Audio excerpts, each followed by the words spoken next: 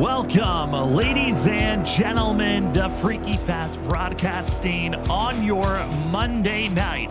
Tonight, we give you the coverage of the Trinity Racing League presented by Larry Arts Production. Season 1. It is time to crown your inaugural champion. It's been a grueler of a season. We've seen ups and downs of so many drivers looking for chances to grab the championship. Tonight, one driver looks like the odds-on favorite, but there is still mathematical chances of 3 other drivers trying to hoist the Season 1 championship of the Trinity Racing League. All of your fighting, all of your grueling through all the chase races, it's set up for tonight's Trinity Championship presented by Freaky Fast Broadcasting, and we're excited to give you all the action here on Freaky Fast Broadcasting. My name is Sam Dyer. Joining me this evening is Zach Hall. And Zach, what a season it's been. We always love when it's the first season, but championship night, it's a special night for a lot of drivers. For some, it's their first time to go for a championship. For others, it's refinding and grasping that glory again. And tonight, we finally get to crown a champion for the first time for the Trinity Racing League. What a season finale we got underway here is Las Vegas 2 under lights. It's going to be fantastic. I mean, we've seen such great racing with this Xfinity car this season. I think it's the perfect place to close it out. And, we had worries coming in that, maybe the championship would be so kind of sewed up coming into the night, depending on situations. But it looks like a lot of possibilities have opened up with how many people we got here on the racetrack. And it's going to be, I think, a fantastic night of racing. And what a way to close out their first season here at Trinity.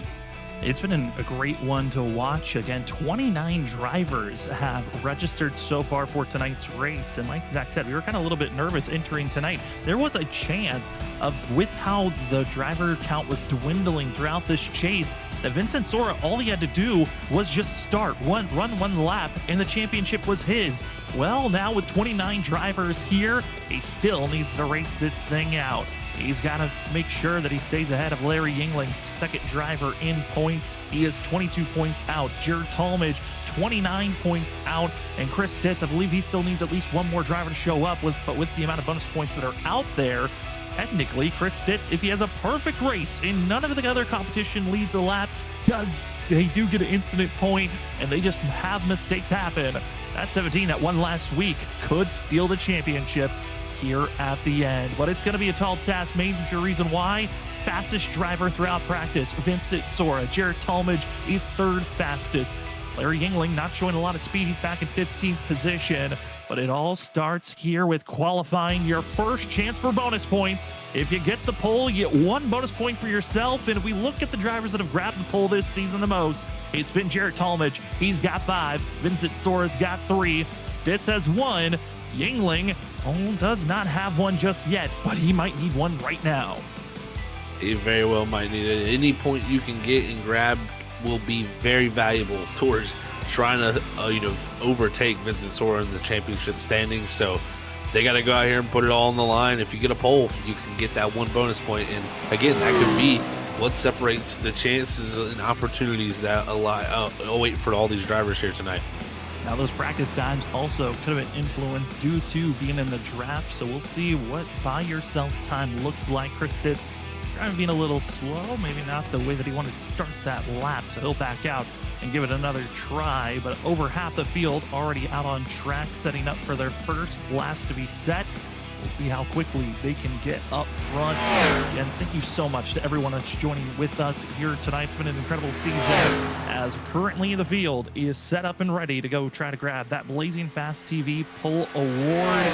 Could it even be Ollie Fonseca? He won back at Chicagoland late in the regular season, trying to get himself back into victory lane, and he's risking it all, getting right up to that yellow wall as Vincent Sora, first lap already top of the board with a 30.293. Not waiting for anything, not waiting for that second lap. It's the first lap for Sora. That it is, and he's pretty close to what he ran there in practice, about a 10th off right now, as Noah Steele will jump up the second as he's about 400th off of Vincent Sora, but Vincent Sora will now cross the line here in a few moments, and we'll see if he jumps up the board. But looks like his time will be I think they ran identical laps almost.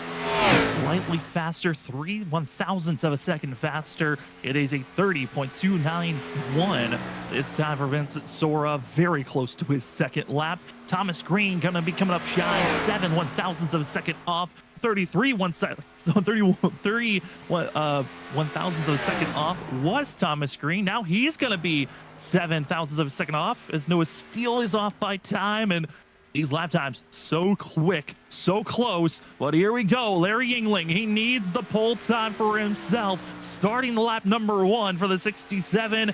Zach, does Larry have it really underneath him? Because the last couple of weeks, it just doesn't seem like the speed's truly been there for him to try to stop Vincent Sora. It really hasn't been. He's just been consistently getting those, consistent top 5 finishes that has really helped him to, be somewhat close. But Sora has just been knocking it out the ballpark, and he's also struggled for a little bit for speed. So this is what the 67 though needs tonight is speed if he wants to run a good lap, and we'll see right here across the line 30.716. That first lap definitely a give up lap for him because he ran all the way to the top. Let's see what he can do here on this second lap because the tires have a little bit more heat build up, and you can see it really fighting the rear end there coming off the exit of 2, trying to keep every little bit of speed going down that racetrack. Larry Yingling, when he finishes this lap, we'll see where he wants to set the tone as the 27 of Jarrett Talmadge. His first lap was fast enough for the pole time. The driver that has 5 Blazing Fast TV Award pole awards so far is aiming for number 6, as he is currently 3rd in points. And with the amount of drivers that have shown up here tonight, still mathematically possible for Jared Talmadge to take the championship. And what a way to set the tone. Yingling, though, will come away 2nd on the board. Not the pole, but the speeds there. Zach, that means the championship is right back on. It really is. The 2 closest contenders of him, 1-2 on the board right now. That is awesome to see. We'll see where Chris Stitz lies right now. He's actually on his flyer lap, so we'll see if he shows any pickup here on his second lap, but he's 17th on the board at the moment for the 17 machine. Ryan Kelly now moves up into 3rd place. That pushes Vincent Sora down to 4th, and we're starting to see this 15 fall deeper and deeper in the field. Usually Sora is inside of that first top 2 rows. If he falls out of it, that could be a troublesome position as Chris Stitz just coming up shy, 2nd on the board for the 17. And once again, Sora is going to deal with a little bit of work. He's going to start back in row number 3 for the initial start of this race. Wow, you can see how much that changed the complexion of things. Is those really first 3 drivers are the 3 closest drivers to him in points. So this is the best situation they could ask for, but Jarrett Talmadge looks to be, as the time will click away here in this final 10 seconds, looks like he's going to get that bonus point, Sam, and that one bonus point can be critical because it could lead also to a lap lead, which is another one that he could put right in his back pocket here early in this race. Bonus points, all just 1 point that you can earn. 1, getting the pole, which will be given to Jared Talmadge as no other drivers are out on track to set a time, and qualifying has officially just ended. In other ways you can find yourself with a pole, with a bonus point. Fastest lap of the race will grab 1 bonus point. You lead a lap, that's 1 bonus point. Lead the most laps, that's 1 bonus point. You make sure you get 0 incident points. That makes sure you don't hit another driver, you don't hit the wall, you don't go through the grass. You can find yourself with a bonus point, and as well, leading at the halfway of this race, you have to lead at the end of lap 75 to get that bonus point under caution, or if it's under racing green flag conditions. Those are going to be some of the things to watch out for. As well as watch out for are some point talk. Now, I kind of already done a rundown, but let's take a look at what the point standings have looked at so far this season. Zach, it's been all Vincent Sora, 6 wins, 9 top 5s, 9 top 10s. But with the way the amount of drivers that have shown up here tonight, it's now wide open for the other drivers that are behind them. It really is. It's opened up that door, so to say, and we can see some big changes happen. All it takes is one big moment, and Vincent Sora, I think, has to have that in the back of his mind, knowing all the situations that he's went through as just a driver in championship situations. He should have this in the back of mind as, I don't need to do anything special tonight. I just need to make sure I'm not in anything that is going to take me out of this race and cause a DNF, because that would put him in a terrible world of hurt. And also looking at the points and where drivers were not able to get them, one of those being Chris Stitz not grabbing the pole award. I believe that does knock him out of a chance to run for this championship, leaving us with just our top 3. going to be a challenge between Vincent Sora, Larry Yingling, and Jarrett Talmadge. And how has all these points been set up? Well, here's how the schedule has been so far. We had ourselves a fantastic start with the speed week of having the clash, the duels, then ultimately race 3 on this board was the official race where Vincent Sora started the season off with a win, and he's hoping to finish off this season with a win for himself as well. But you see the race winners, Zach, a lot of Vincent Sora in the middle of the season, but after seeing the win at Chicago Street Course, it's been a lot of variety ever since. It really has been. He had that dominant stretch, like he said, but we had Jackson Anderson come in and really make a name for himself, and then it really was kind of a mixed bag from there. I mean, we've had some dominant performances from Sora that I don't think he closed out, that maybe could have been victories that he added to that 6-win race total, but all of these races have really been mixed bags, so it's been fun to watch. And Thomas Green, actually, a driver who hasn't been involved in the playoffs, he's been kind of a hot driver here in this series late to go. He certainly has. We'll see how the 3 is going to evolve here tonight, and who are some of those drivers to watch out for here this evening, as well as, maybe drivers that we feel like have storylines connected to them. And this is where we've had our pick'ems. Who are drivers do we feel like we need to watch out for? Well, for me, I think it's who I think is going to win the championship entering tonight. When I made this call, I thought we were only going to have maybe 20 drivers show up. But even with almost 30 drivers registering for this race, my confidence is still sky high for Vincent Sora. I got a feeling win number 7 is in the cards for the driver here at Las Vegas. Love that pick there, Sam, but I'm going to have to go with the 27 of Jarrett Talmadge here tonight. And this is for the race victory for me because I think Jarrett has his back against the wall.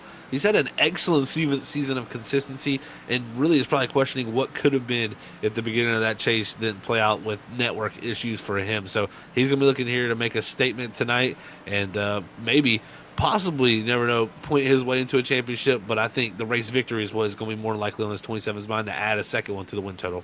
Hey, you might need a lot of luck, but man, would it be incredible to see this all go down. And then we also have ourselves going to be bringing up Robert Moyer Jr. His pick, well, he's going to go with Cody Reed. Reason why? Reed's got a scheme that I think Robert loves and adores. We here at Freaky Fast Broadcasting will not be continuing on our Monday broadcast moving after tonight's race, as we have to take a step back from broadcasting on Mondays. We would love to continue on, but sometimes life just takes you away from being able to do the things that you'd like to do. And so, Cody, you've got a special scheme, and we would love to see it in victory lane. We also want to say thank you to everyone that's joining with us here tonight. You, the viewers, it is such an honor to be able to broadcast to you all, as well as we want to say thank you to the amazing sponsors that have tagged along for Season 1 of the Trinity Racing League. It's hard to find sponsors, but when you find people that want to group up with you, it is great to have them. One of those being the title sponsor of the Trinity Racing League, being Larry Arts Production. He's already pledged that he's going to be working with the Trinity Racing League with next season as well. Thank you so much to Larry and everything that he does. Go check out Larry Arts Production on YouTube, from stop motion videos, vlogs, live streams, as well as food reviews and more. Go check out Larry Arts Production on YouTube and all social medias. We also want to say thank you to Blazing Fast TV, Pole Award, our grid sponsor of Orchid Ink Tattoo Studios, the Halfwave sponsor of Apex 50, as well as our Fastest Lap Award winner going to Hot Lap Designs, Morecast, and Cody Reed for giving us the Lucky Cod Award for the driver that gets the Lucky Pass. Thank you so much, everyone that's joining with us. It is exciting to see a season conclude. We get to crown a champion. Who's going to win at Las Vegas? And let's see how things will start out here tonight. Up front, it's going to be seeing the driver grabbing his 6th pole of the season. Welcome back to the Pole Award of your Blazing Fast TV Pole Award of Jarrett Talmadge. He will be finding himself loving the front row. Chris Stitz will be to his outside with Larry Yingling in 3rd. 4th, we find Ryan Kelly with Vincent Sora in 5th. 6th is Noah Steele with Thomas Green in 7th. 8th, we find the 22 of Ethan Delaire with Cedric Hunter in 9th. And finishing out our top 10, it's the 86 of Nolan Hick. Making his return tonight in the 11th position, it's Mason Cassidy in the 82 machine. Alongside him is Robert's pick in the 88 of Cody Reed in 12th. 13th is going to be the 16 of Joshua Kanata with Joshua Stovall starting in 14th. 15th is going to be the 66 of Justin T. Campbell. Ali Fonseca is going to start alongside him, though, in the 16th position with Steven Clapp starting 17th. 18th is going to be Michael Miller with Samuel Garcia in the 85 in the 19th position, and rounding out our top 20 is Jesse Thornock in the 14th. Well, we thought that's where it was going to end. We continues on. 21st, it's the 84 of Austin Halsey. Ben Kinney in the 51 will start in 22nd position with Mark Labertone in the 44, starting in 23rd. Justin Smith will start back in 24th with Martin Morales in the 9 machine in 25th. Aaron Kralik back in 26th position. 27th, returning driver. He's been a little busy, but we're excited to see him on track for the final race of the day. It's the 38 of Christopher Norris. Then our Pole Sitter Award sponsor of Blazing Fast TV. That's Dakota Moniz's own live stream. You can check out some of his amazing live streams.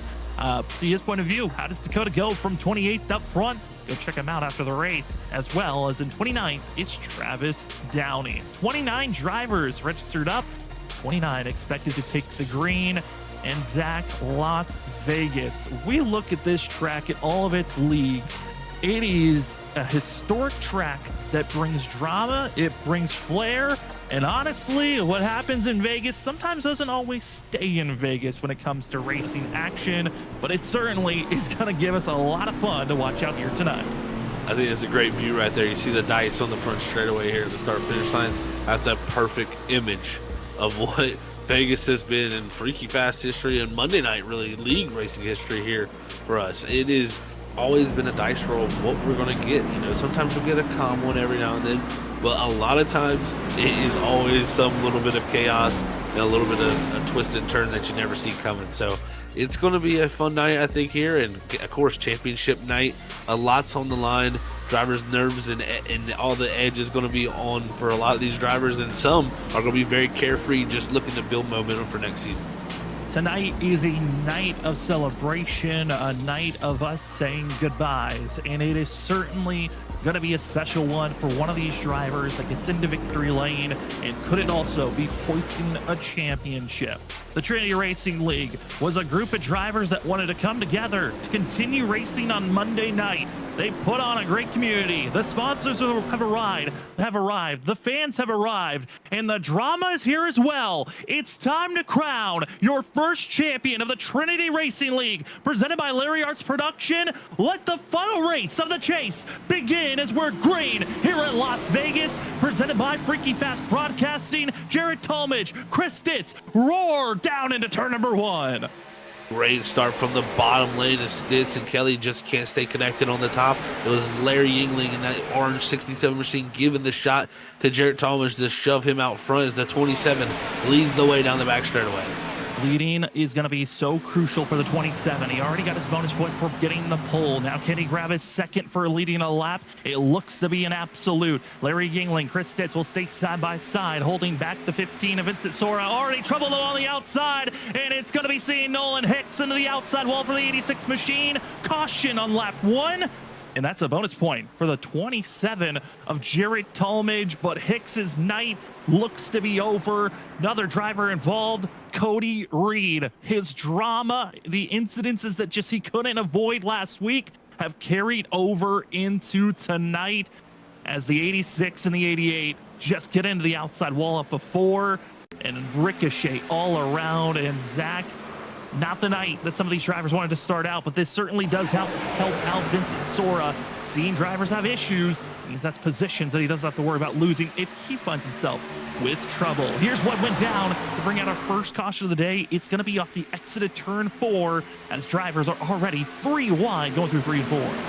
You're going to see this is a tough situation. Cody Reed up top in that 88, the red car. The 22 is going to slide up because he's in the dirty air, the 8 of Noah Steele. He's going to make contact with the wall. The dirty air, though, for Reed, going to just pull him into that wall, down into the 86 Hicks. That's going to spin him across the track. And this is where it gets bad. You're going to see him clip Jesse Thornock, spin back down, and then Fonseca is going to catch probably the biggest hit of anybody, and his night is pretty much over as he has got a meatball, I'm pretty sure, coming to pit road right now. So it has been some big hits here on this opening lap of this race. And it's Jesse Thornock, Ollie Fonseca, both the 2 innocent victims that were just trying to drive by the wreck that get required damage flags and are going to have to be sent to pit road. Jesse Thornock also having some quality errors on his computer side, so we're hoping that gets fixed up. But with the heavy damage that was collected, it might be too much for him to grab onto, and it is a race over for Thornick, who's just jumped out of the car. Fonseca, Norris, they make contact trying to avoid the scattering machines, but you can see there, hood's gone, engine scratching. It's over for Ollie Fonseca as well for Jesse Thornock. Just think of the feelings going on for these drivers, folks, as it is lap number 1, and you're pretty much race done. Chances of a win have completely gone out the window for a few of these guys, and it is heartbreaking because you do not want to end your season like this. You come into this and you're like, man, one last one to finish it out this season before we head to the next. I really want to have a good race. I know how that mentality is as a driver, and then you start lap 1 and you're out of it. It is heartbreaking to say the least.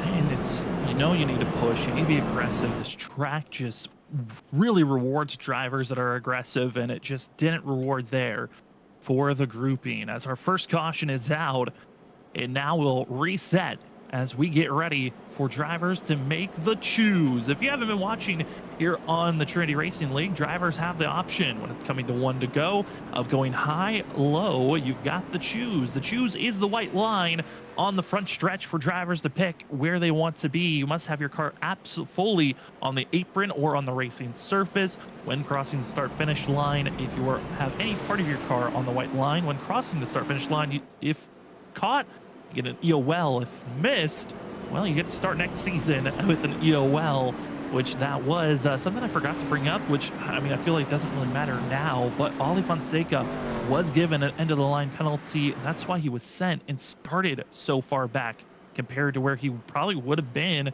away from that incident if he had not gotten that EOL. And that's a tough pill to swallow for Fonseca, who still sits in pit road.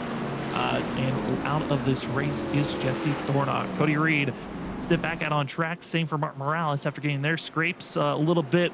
Wombs licked, and wombs are fully clean, hopefully. But we'll see how the drivers up front can get ready for this restart. As Jared Talmadge, Larry Yingling going to be your front row with Chris Ditz. Also seeing Vincent Sora on the outside of row number 2. Is this a cleaner launch for the 15? Or really just linger where he's at? Talmadge has to stay up front. Yingling needs a lap lead, and it's all hoping for the 15 to crumble and fall at some point as green flag is out. Great launch going to be for Talmadge. Yingling not able to really get going. He'll stay side by side with Stitz, and away we go with our first restart of the night. Talmadge right there with an excellent start. You can see about 2 to 3 car lengths he's already built over the whole field, and like I said, he has got the back against the wall, knowing only thing he can do here tonight is go out and have the best performance he's had all season and win this race and dominate it. So we'll see if Talmadge can do that. But right now, it's 2 by 2 from that third positional back as Yingling trying to hold off his teammate of Ryan Kelly, but Vincent Sora is right in tow. Exit at turn number 4. Everyone squeezing off into the corner. We stay clean and green after 1 lap completed. Talmadge is excited to have this run move on as Ryan Kelly now going to be the driver with the fastest lap given to. As our lap decides fastest lap is going to be a bonus point that can be grabbed as well. That's going to be something that drivers are going to be searching for throughout tonight. When you put a fresh pair of tires underneath you, how quick can you go? As Talmadge still leads, the battle for third is still side by side.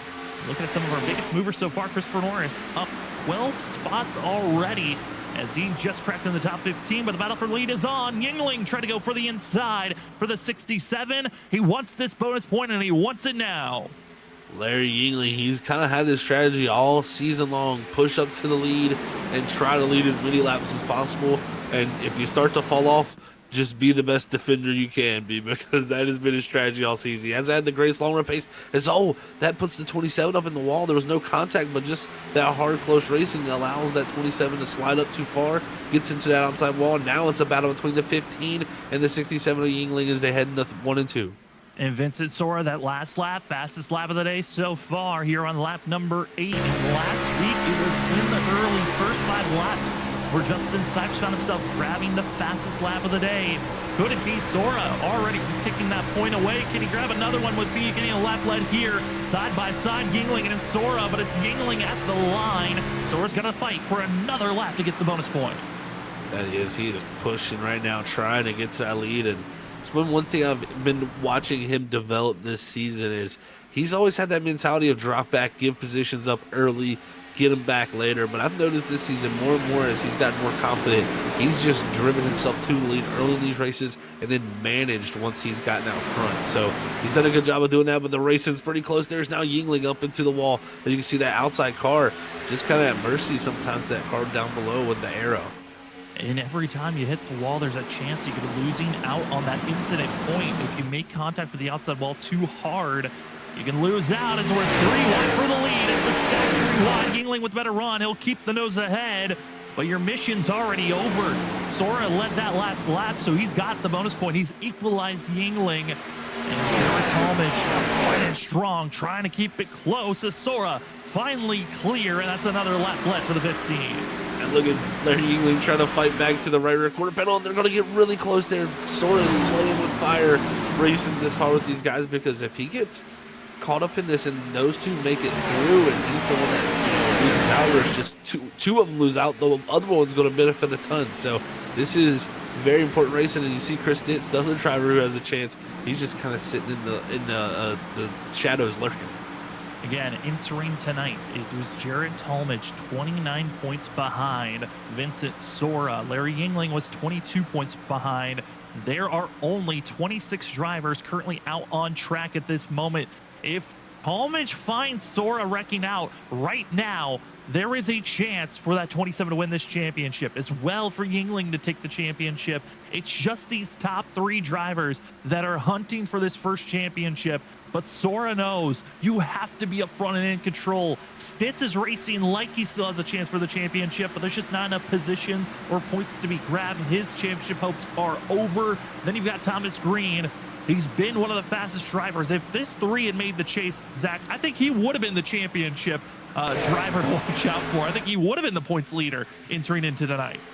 He very well could have been, because Sora hasn't had the perfect chase. He has really benefited not only to a good head start with the points he built up through the regular season, but the wins that he took home. He had bad finishes, such as last week at Auto Club. That was a finish he wished he could probably get more points out of, but Thomas Green has been getting the wins and those consistent finish top 5s that come along with it. So yeah, if you'd have been there, it would have been an interesting season for sure.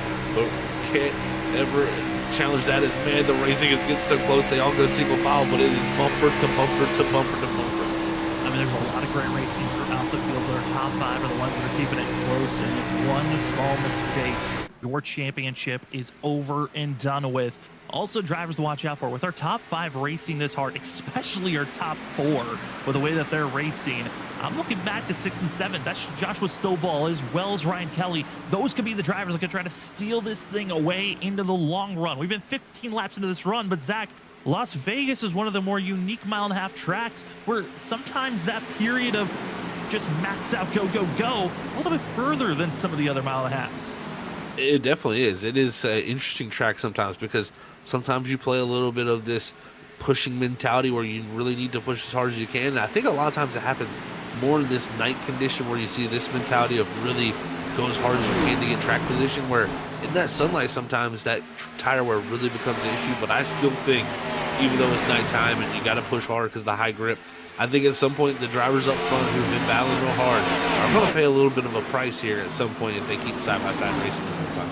I think we continue on at this pace. Watch out in the next 5 to 10 laps. That's when the true swing is going to happen. We're already starting to see a little bit of a swing from Jared Talmadge and Larry Yingling, but they were just fighting for the lead. Now they're fighting just to stay in 3rd and 4th position with Thomas Green just waiting. Vincent Sora now under threat from Chris Stitz, and Stitz coming off of his win last week at Auto Club would love to go back-to-back. And what a confidence booster getting a win, especially after his incredible run at Chicagoland that the 17 had for himself. Sadly, we weren't able to broadcast that race, but the 17 put on such a show that built his confidence up to have the ability to run like he did last week, to now with a chance to challenge here at Las Vegas.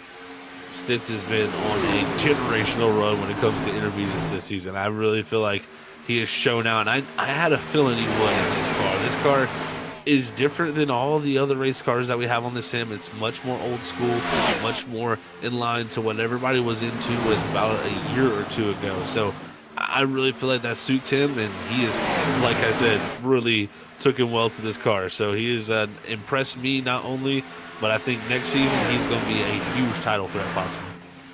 Another driver, like I said, to watch out for. Joshua Stovall has moved up to 5th place. 6th place, Ryan Kelly, as Larry Yingling got his lap led, but is faltering backwards. Now falling into the clutches of Ethan Dallaire, as well as Noah Steele. The 67 is about to fall into the Hornet's nest. The drivers are stuck side by side. And if he's not careful, Vincent Sora could be too far gone.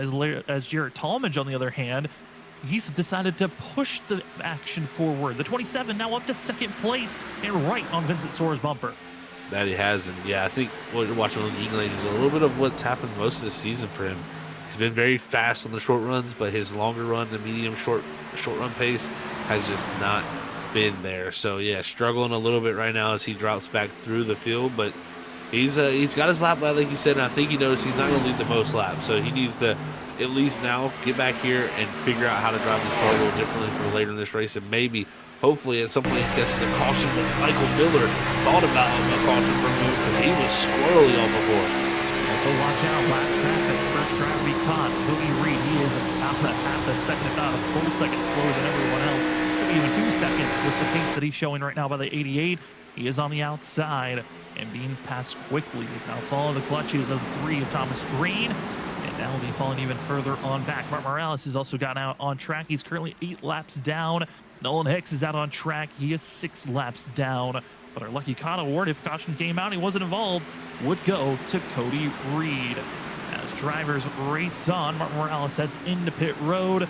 You see Cody's running on the inside, forcing it 3 wide. Everyone's trying to scatter around the 88, and this is the danger zone of when you're a lap car this far off the pace. Where do you even put yourself if you're Cody Reed? Because this is just nowhere is safe at the moment. I think he has a hard time even keeping that thing straight. I watched it down the back straightaway.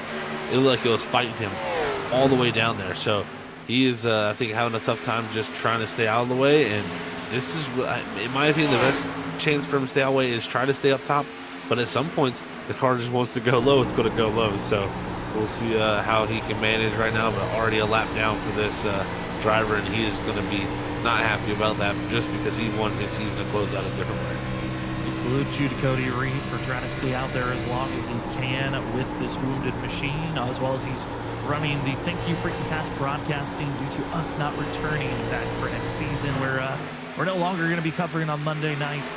And it's kind of weird to see a generation of leagues that we've kind of covered through coming to a close, that we've watched just naturally say, all right, we're closing the doors, to now us saying on our end that we're not going to be covering on Monday nights. We're excited to see Trinity. They're going to continue on. They're going to find their own another broadcast crew that they're going to call their home for future seasons. We are pleasured to be able to call this first season of the Trinity Racing League. As Vincent Sora, Jared Talmadge, they're back at it once again. Talmadge has been trying to figure out how to get to this inside quarter panel of the 15.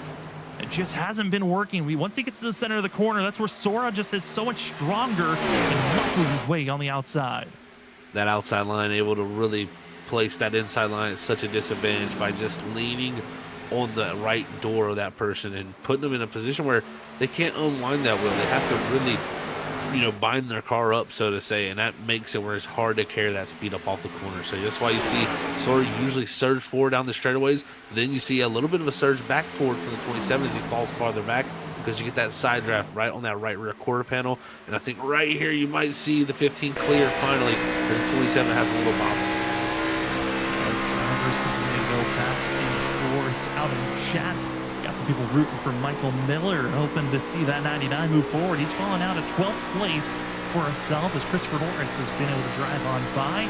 The 99 currently up 5 positions as he falls now to 13th position. And right in the middle of this gaggle of cars is Miller on the outside of that blue 99, going to be forced 3 wide as we're seeing Mason Cassidy. Joshua cannot go through it. Oh no, Miller looks to be having some tire issues as he gets to that outside wall. Miller has been flirting with disaster a few times here tonight, I've seen it.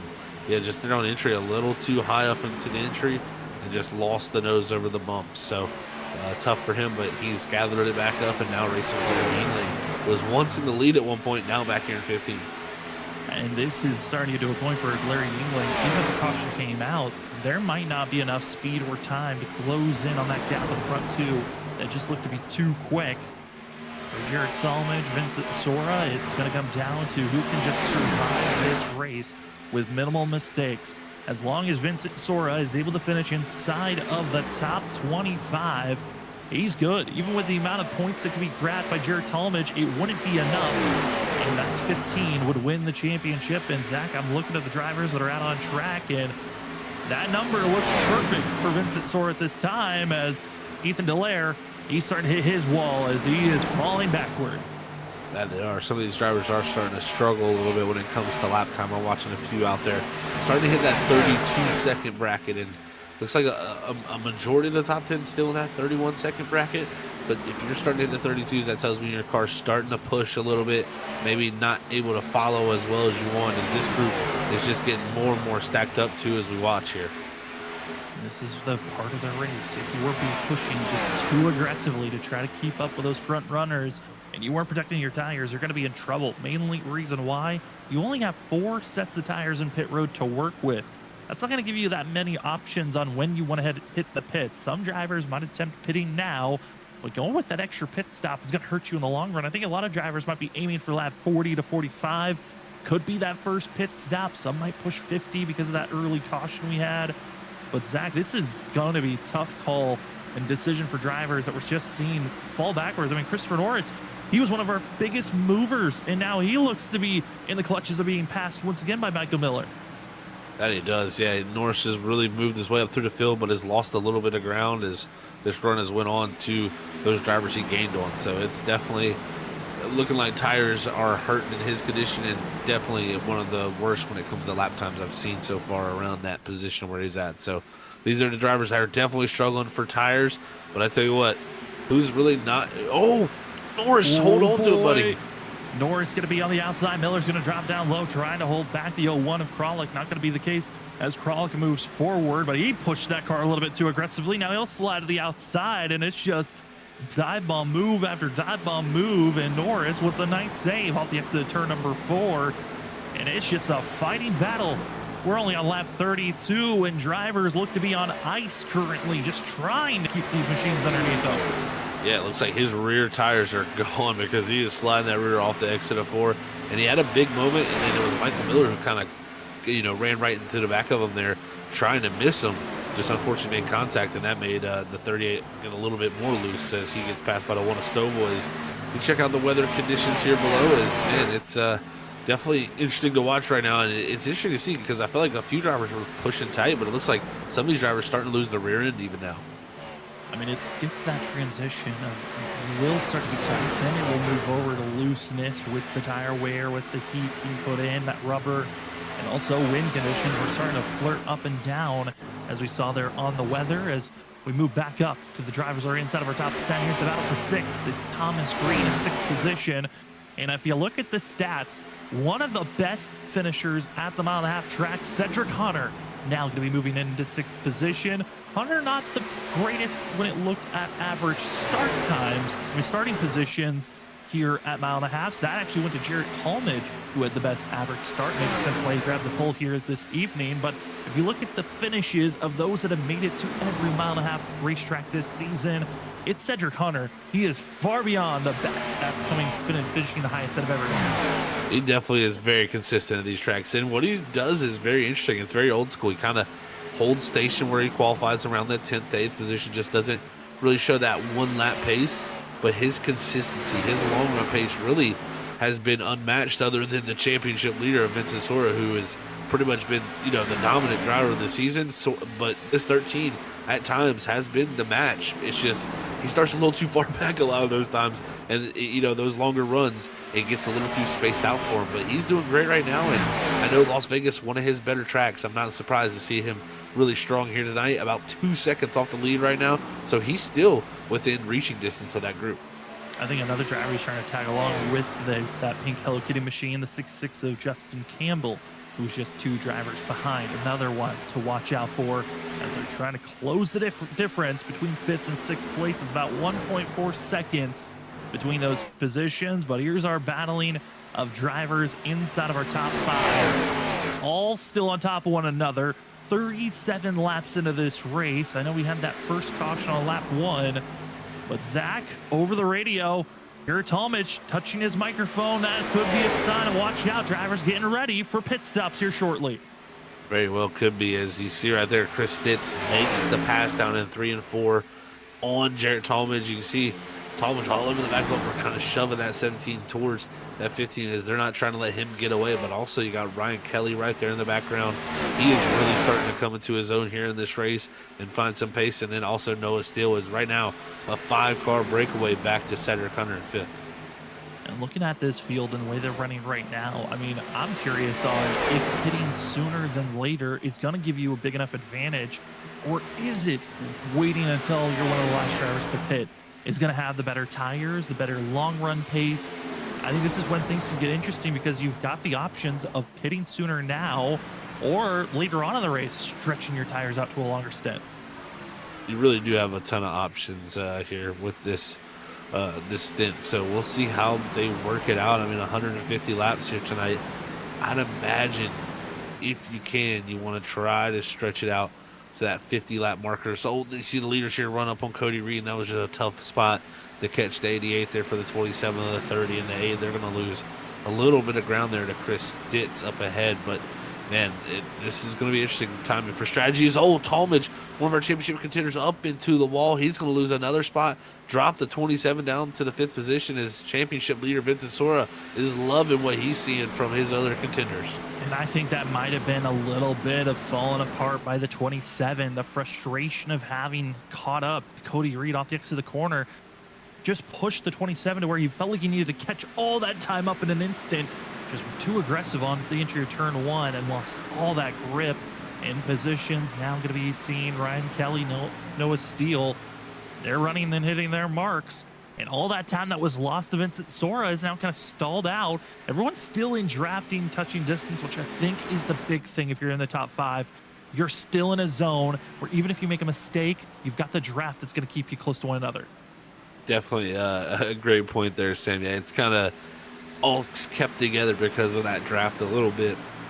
But I think you've seen here, Jared Talmadge, like you said, just made that simple mistake, kind of got a little too aggressive to get a little bit of that time back, lost the nose, got up almost into the wall there, and that's dropped him back. So we'll see if he can recover and push that group back up there. But look at this, Kanata trying to go around the outside of the one of Joshua Stovall, and that right there is going to be trying to set up a pass to get himself into 9th. But looks like Stovall, for the time being, is going to fight it off, as you also got Mason Cassier in the 82, who I did see he gave up a bunch of positions early in the run. He's looking to come back through with a little bit fresher tires. I'm actually kind of curious if we can go back to that battling that was happening in 9th, 10th, and 11th, because the driver was starting to enter into that picture. The 01 of Aaron Kralik. I was harping on the fact of Christopher Norris being our biggest mover. Well, the second biggest mover was the 01 at the time of that call. Currently, Kralik is up 14 spots from where he started, now making 15, and he looks to be the fastest of this quartet that's racing around one another. He really does, and his lap time showed. I mean, he was pretty much as quick as what the leaders were running up front. So you can see, I mean, he's all over the back of that one. Even gives him a little bump there as the one got a little sideways, and that's going to make the 01 lift have to drop low here to make the pass. But, a little contact from the 1 there as the 01 and the 1 coming together. But it is definitely impressive to see. Kralik has been so good at these intermediates this season. Kind of similar to Cedric Hunter, been one of the better drivers on the long run. I mean, he finished second in the second race of the season at the 08 configuration of Atlanta and came down to tire wear. Can you save it? And the 01 is looking good at this current time. As he continues on his march forward, we got to go up to the battle for the lead, as Justin T. Campbell going to be one of the first drivers to hit pit road, but Vincent Sora is under fire. He has been caught. He was 4/10 the difference.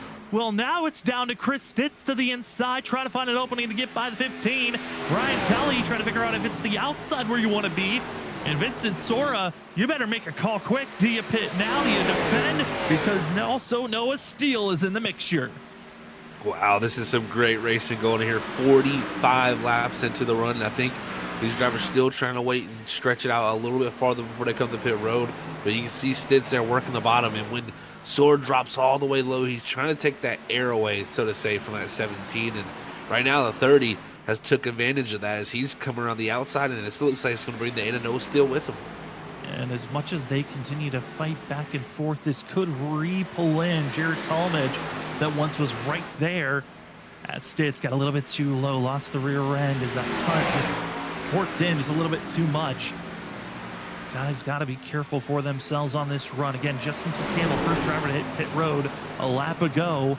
We'll see how the 66 is rewarded with this early pit stop. But it looks like for this field, they're at least trying to get to lap 50. Reason why? It saves you a set of tires for later on in this race, where it can be very crucial to have a set for you in those last 30 to 40 laps. Definitely going to want to have a set, because we're looking at right now almost over a second or 2 seconds of fall off from these tires. So if you were to not have an extra set coming down to the end of this race to use, you could be at a huge loss. As right now Ryan Kelly tried to take a shot at the 15 of Sora, lost the nose there on the entry. Look at how much time he just loses there, as he had to back up that center through that dirty air. Sora closing in on finishing up this first third of this race.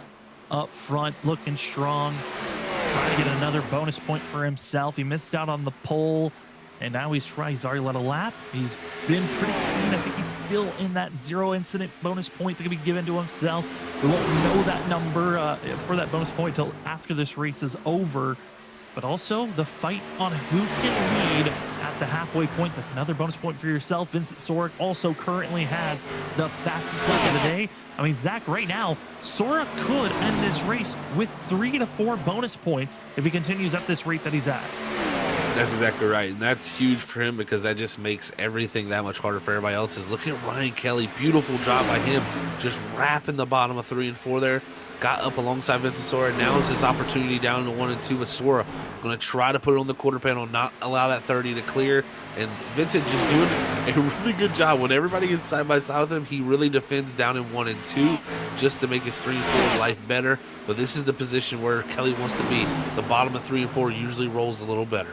Got to be careful, though. They're starting to catch up to Cody Reed. Another pass by the 88, who is just so far off the pace compared to everyone else. He just got off the pit road, got a little bit of damage repair, got some fresh tires, and trying to stay ahead of this group. That last lap was faster than this pack, so Cody Reed shouldn't be a factor. It's now just the duel. Is it Stitz helping out Vincent Sora on the outside, or can Ryan Kelly find the momentum on the inner groove to just carry his speed and get by the 15? It just looks like there's a wall that Kelly cannot get by. He just continues to be stifled and stopped here. But once again, 3 and 4 has been his better run, ducking down to the apron. Not going to be the case. He'll keep the 15 high, and that's going to enable the 30 to keep a nose ahead.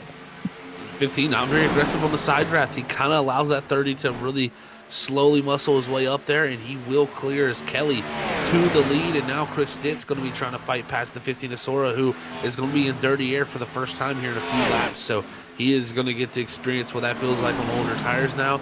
And this group here of 4 cars is really battling great. But you see the car coming up behind him. That's the 81 of Nolan Hicks. He's on fresher tires after coming to pit road, as Noah Steele comes down in the 8 machine.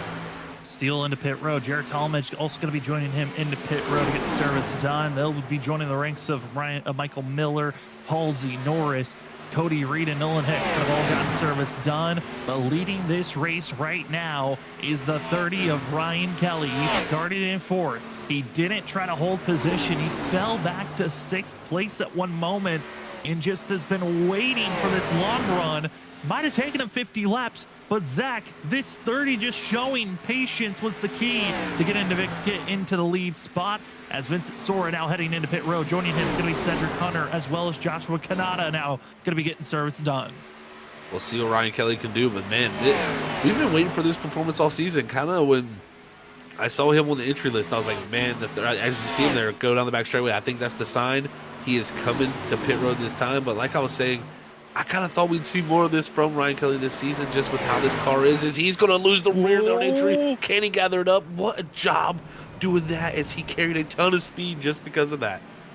No black flag so far. He's kept clear. Ryan Kelly with a gutsy call, gutsy slide, maximizing his entry. That's the type of move that can help you save time and honestly put you in a position to be up front, keep your spot. And honestly, I like the fact that it was a gutsy entry. Maybe not the way that Kelly wrote it up, but that is a great spot for himself. Now Chris Stitz, he's got to make a chance into pit road. Can he maximize his speed on the outside?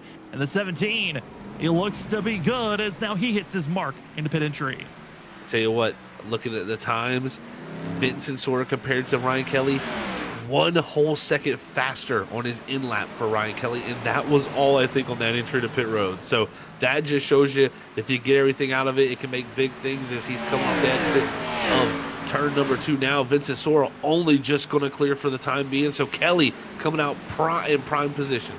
Oh, and also going to be seeing Jared Talmadge as well as Vincent Sora as they were getting around lap cars. Got squeezed and held up. Talmadge holding up Vincent Sora perfectly to now Kelly going to be able to close in on this gap. It is a duel between the drivers that just got fresh rubber. Oh, yeah, that was a little bit of an interesting move. That's a cheeky move, so to say, from a driver. When you see you coming up on that slower traffic, you're not going to give that driver behind you room to get through. And Sora, I think, not going to be a fan of that move. And I think you're going to see this 15 look to get past his 27 pretty quickly here. Do you give a little upset bump? Is Aaron Kralik trying to get into the pits? Vincent Sora trying to get underneath the 27. It's just a lap difference on tires, but you can see the speed maximized by the 15. Sora low, getting by easily. And Talmadge, well, you defended for a lap and a half, but it wasn't enough for Sora to get by. That it was not, man. Sora not able to allow that for a time being as he'll get around, but we're having other drivers still out there on the track. Larry Yingling yet to pit 58 laps into this run, so he's continuing on. It looks like this time he will be coming down. So teammate of Ryan Kelly here coming to pit road, and I think the 67 of Larry Yingling going to be hoping for a better second run here for himself, just not what he needed. As Justin T. Campbell expected to take the lead as the pit cycle concludes. Congratulations, 66. He pitted 13 laps sooner than Larry Yingling. That's enabled him to have the lead that he has at this moment. Not expected to hold this lead as Campbell's almost a full second slower than Vincent Sora, who's back in 4th place, about to be moving into 3rd. But it has been incredible, these first 60 laps here tonight. Drivers been on top of one another. We've seen who's been quick in the early runs, who's got the long run pace. Now it's the question of who can have the timing, who's got the better pit stops.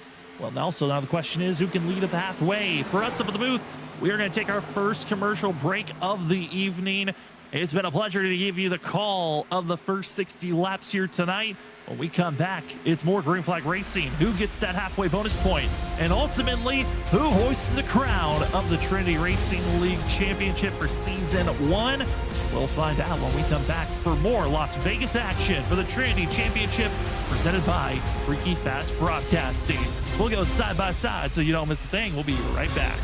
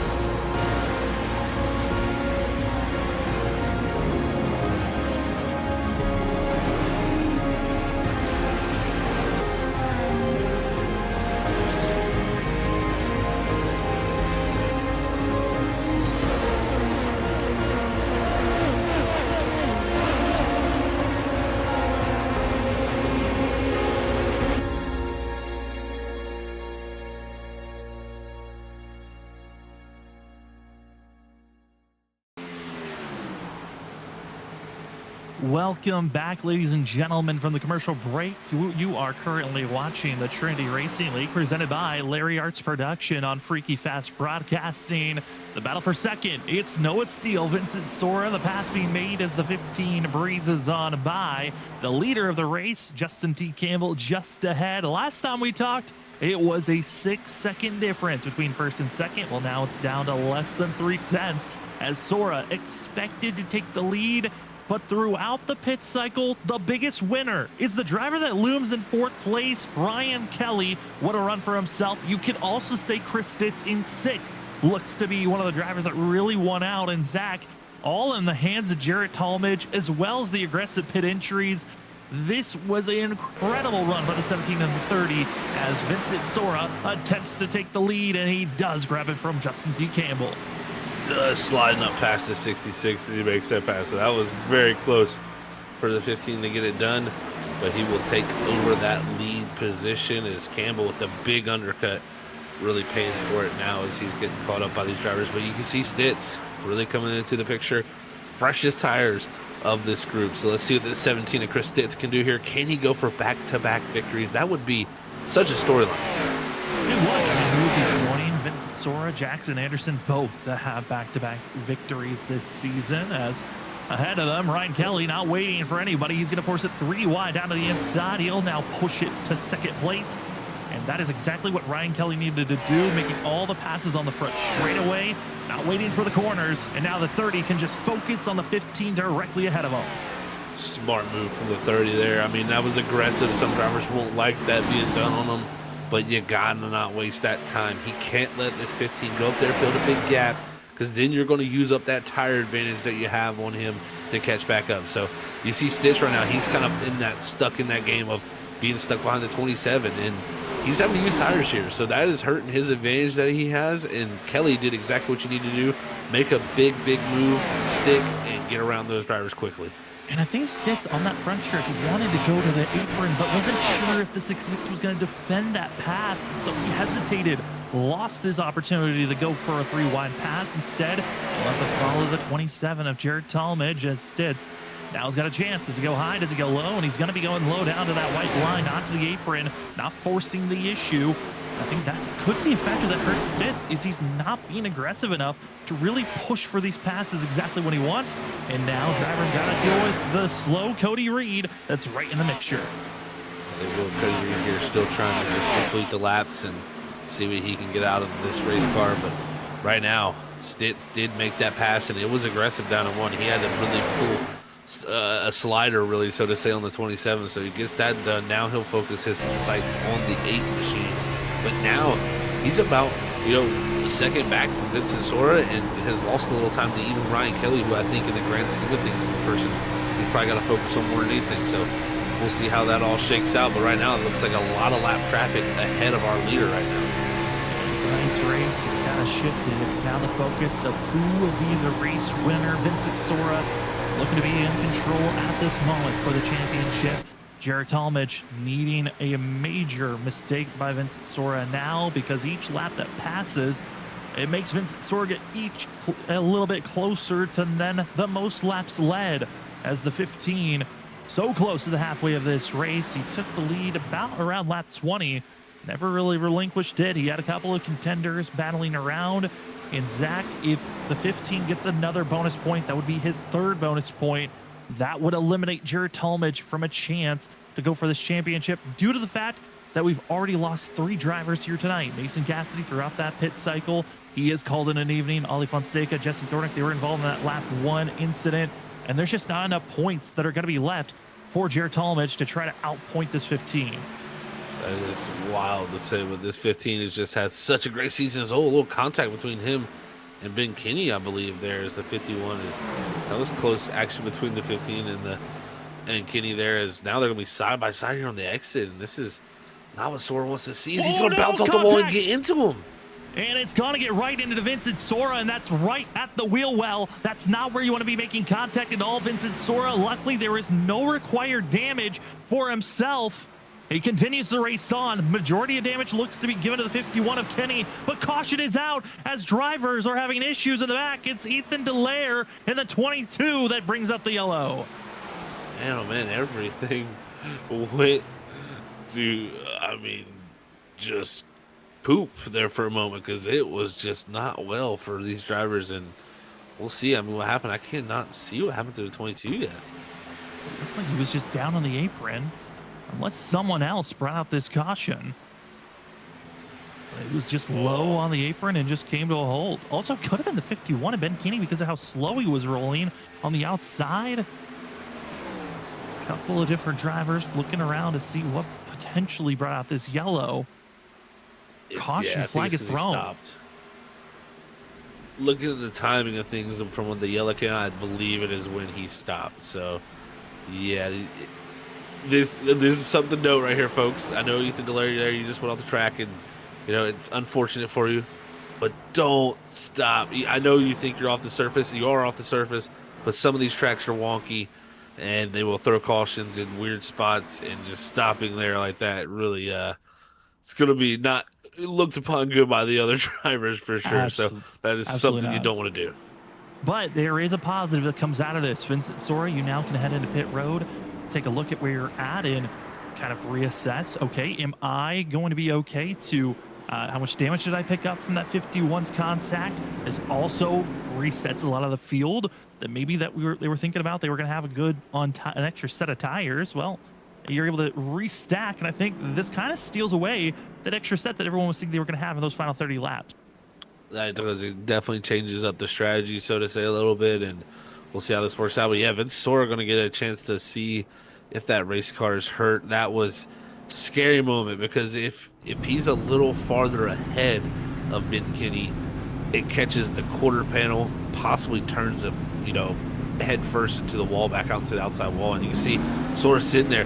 I think he's getting damage repair, and most likely it was, like you said, right here to that wheel well, right around the side skirt area, and that can be detrimental to your handling really bad. So he'll definitely want to get that worked on and get it fixed as he did, but that could have been a lot worse than it possibly was, though. Pit stop done, and leaving pit road, it's going to be the 30 of Ryan Kelly with the advantage. Chris Stitt's going to be second. Third goes Noah Steele. Jared Tallmadge going to be in fourth. Justin T. Campbell fifth. Cedric Hunter going to be in sixth position. Sora in seventh. You stayed in there for an extra about 5 seconds. Get those repairs looked at. And for Ben, apologetic over the radio. Vincent Sora saying it's all right. We're just going to continue to race on. And the main reason why Vinny can just race on and be all right with it, of course, maybe it might take away some of that winning speed, but he's still racing, still looks quick.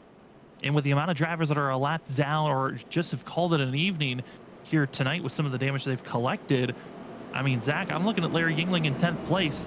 This has to be the turnaround moment for himself.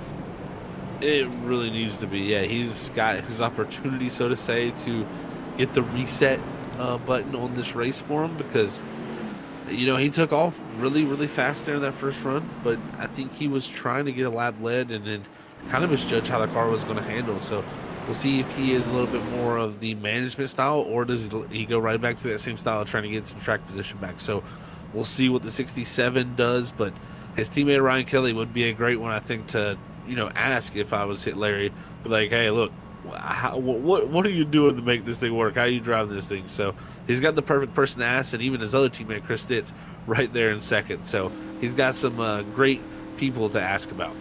Certainly do. As went back and looked, the leader at the halfway of this race was the 15 of Vincent Sora. So congratulations on grabbing another bonus point for himself. As Ryan Kelly, Chris Ditz, Noah Steele, Jared Tallmadge get ready for the restart. A win could help yourself just solidify this season. For Stitz, he wants to prove that he did have the speed, just things didn't line up perfectly when they needed. Kelly, he wants to get back into the win column if possible. He was one of the favorites to get a couple of wins this season. Could tonight be the night? Pace car is off, entering the restart zone, and we are green once again for the Trinity Championship presented by Breaking Fast Broadcasting as the field roars down into turn number one.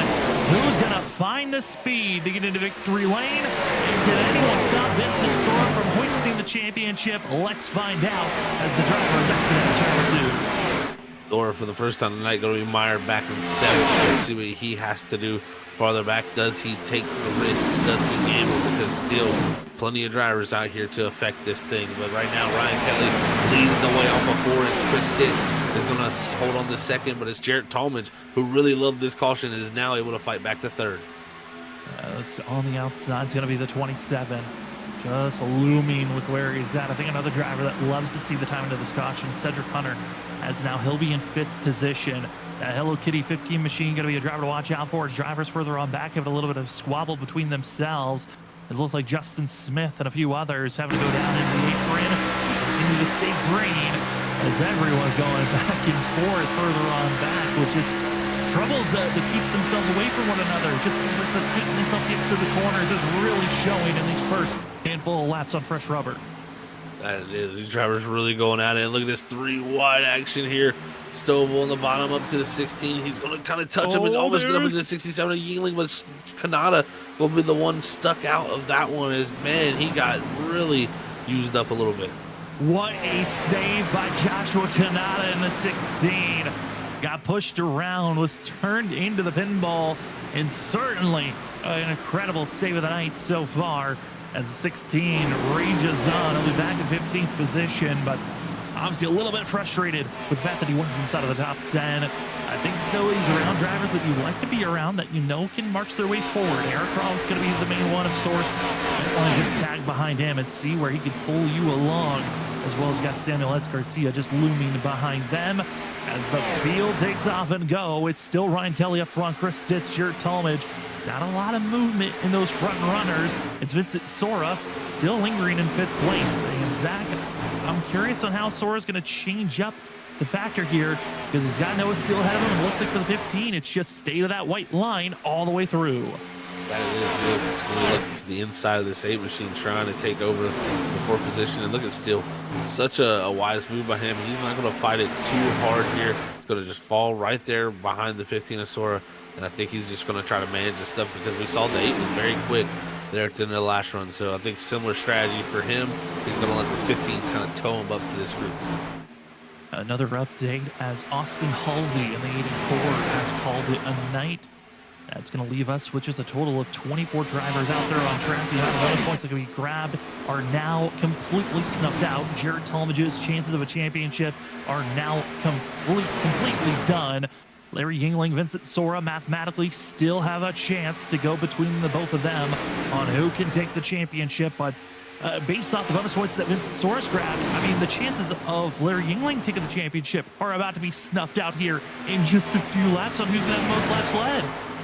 That's exactly right. Yeah, Vincent Sora has done an excellent job of really just, controlling the race at the beginning and taking away those opportunities from the 2 other contenders. So you see Yingling take that pass on Cedric Hunter. He's going to move his way up to 6th. We'll see if he's got better tire management this run here. But we'll see now that he's up to 6th. Will he go after the 8 machine, or kind of just follow what the 15's doing and try to work their way up there as this run goes on? As right now, Kelly still controlling the lead as Stitz and Jarrett Talmadge just look to get into slight a battle. In a pretty good spot is Ryan Kelly. He's got about a half-second difference between himself and the battle for 2nd place. Stitz, Talmadge, side by side for the 27. As Vincent Sora and co continue to go back and forth. As Larry Yingling, he found himself restarting back in that 10th place position. Now he's marched up to 5th. But did he use up too much tires to close in on the gap of Sora? We saw that initial run, the first 20 laps, Yingling looked strong. He was competing for the lead position, but then after that, he fell all the way down to around 18th place because of the amount of tire wear that he put on. Was there a learning lesson grab, or is the 67 just going to march forward as quickly as he can and then call it a race? Because looking at this race right now, the field still needs to pit one more time before the race is over. And Zach, that's going to be the crucial moment. Do you bank on a yellow, or do you push the fuel out as far as you can? Do you split it in half? There's a lot of gambles that you're going to have to make here tonight.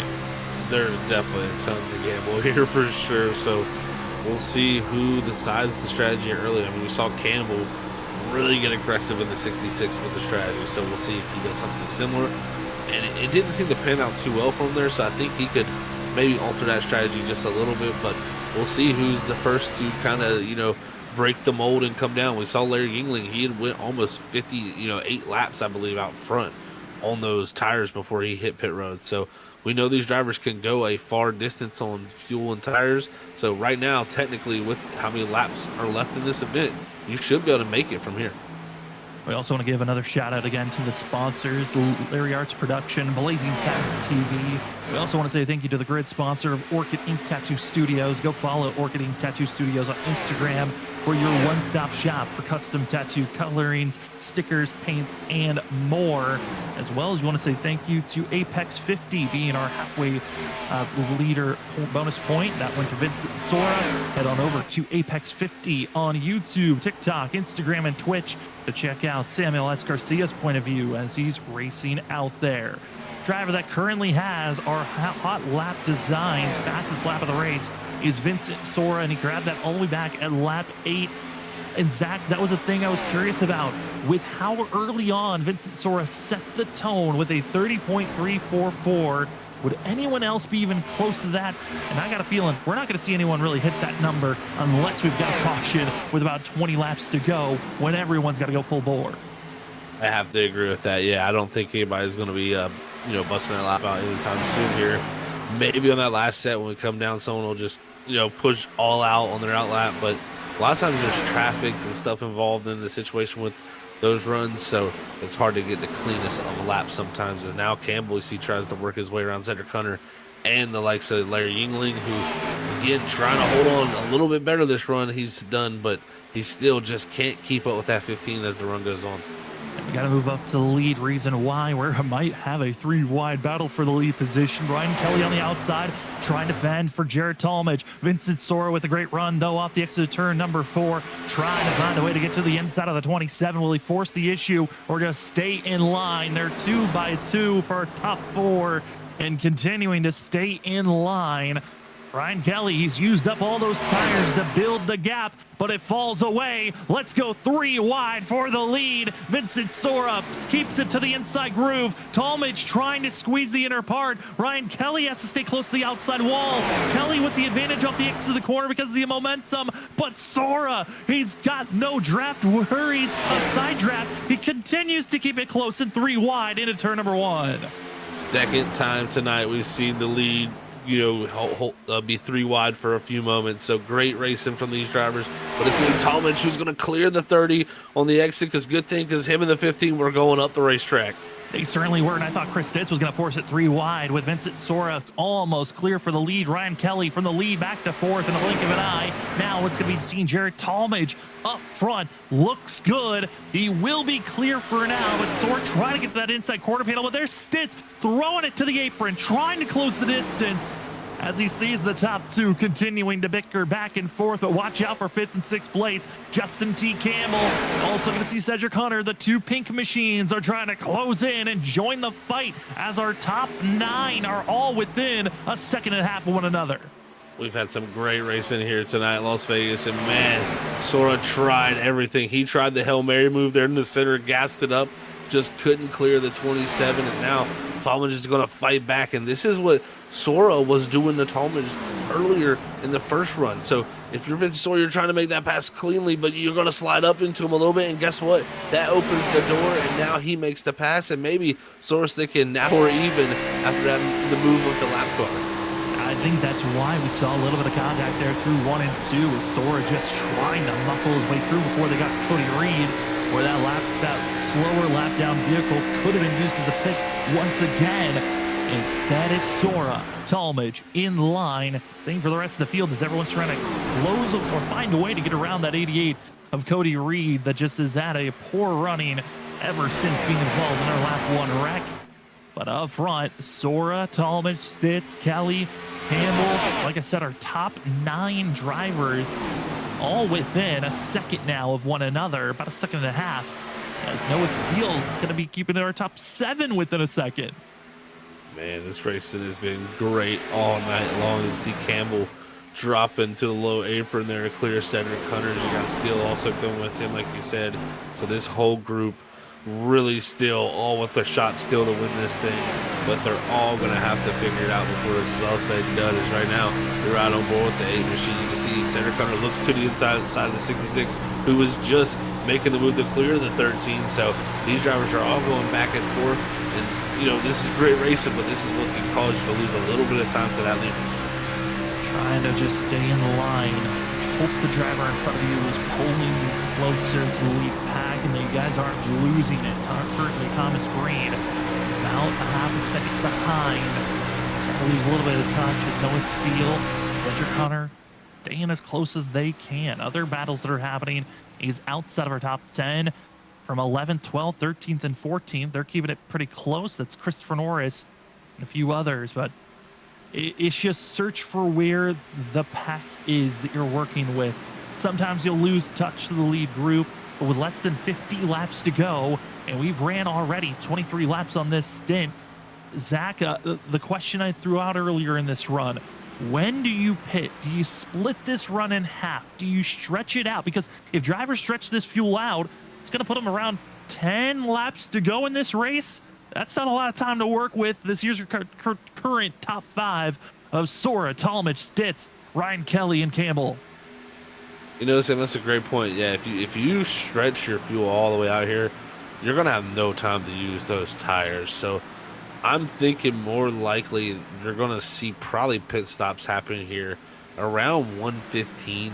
I'd say maybe even that 120 mark to leave them with 30 to go. So I think anywhere from 35 to 30 to go, you'll probably see the stops. Because right now we're about 24 in. You go another 10, you're going to be about 35. So that's about splitting it right down the middle. So we'll see who gets aggressive, because you can't count on that aggressive end, of course, because everybody can make it to the end on tires and fuel from here. But I think the timing is going to be very, very critical for what your position is going to be falling.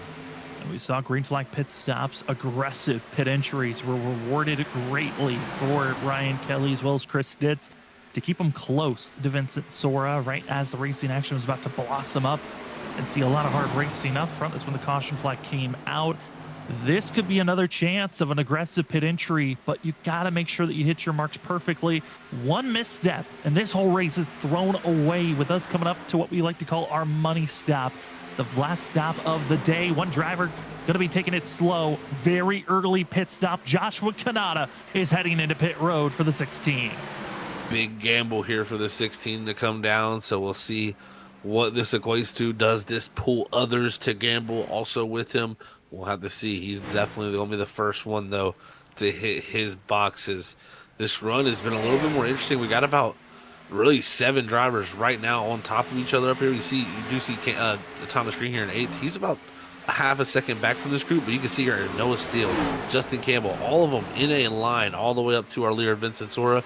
So this is going to be an interesting little battle here as we got a couple more contenders. This run is Campbell and Steele slicing and dicing. Such a good job by Campbell not to get into that 8.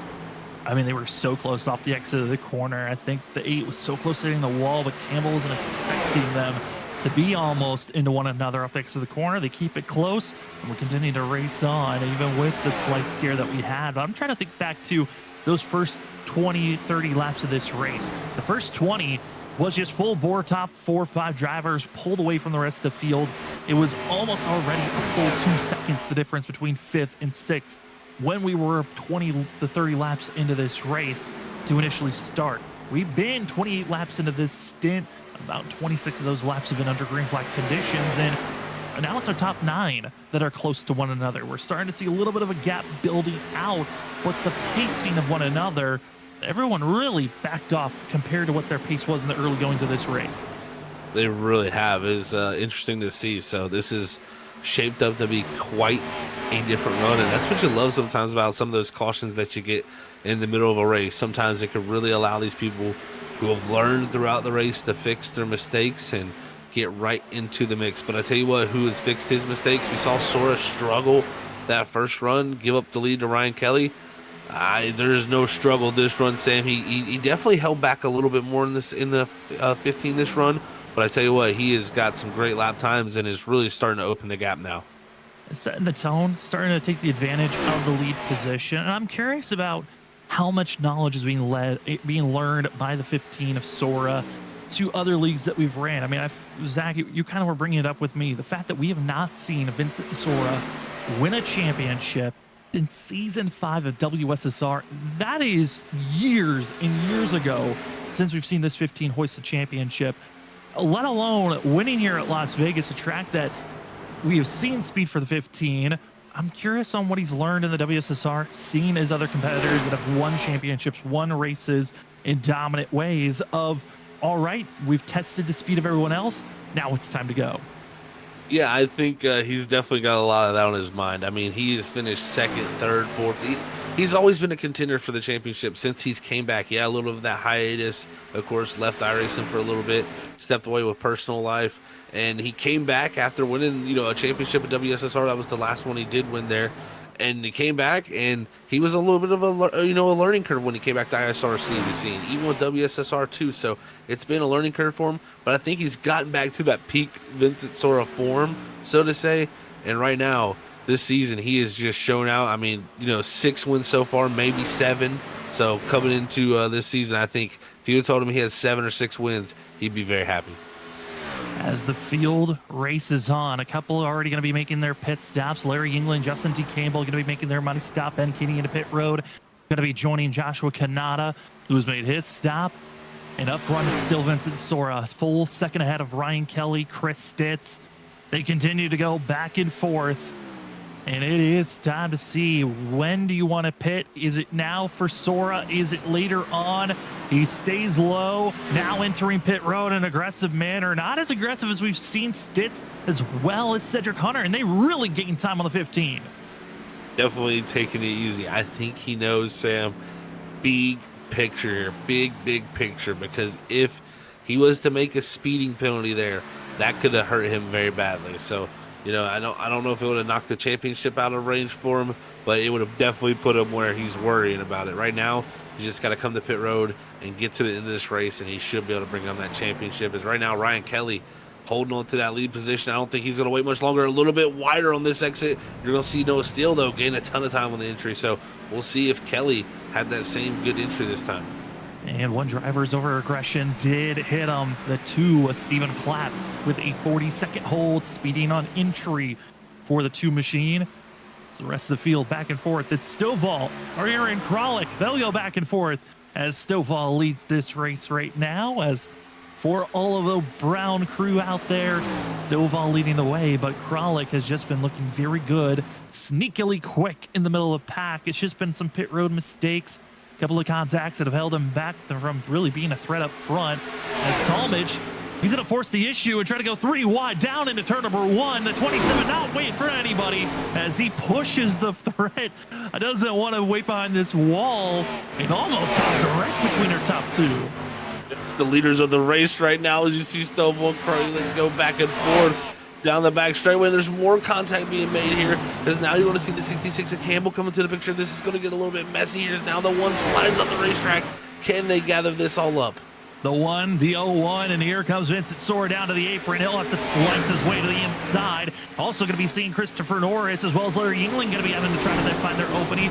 Our top 2 that are leading this race are just being hounded and pushed around, and it is just constant rattling for the 1 and the 01, who maybe they wanted to pit a few laps ago, but there's been 0 opening for them to even attempt to go to the inside and head to pit road.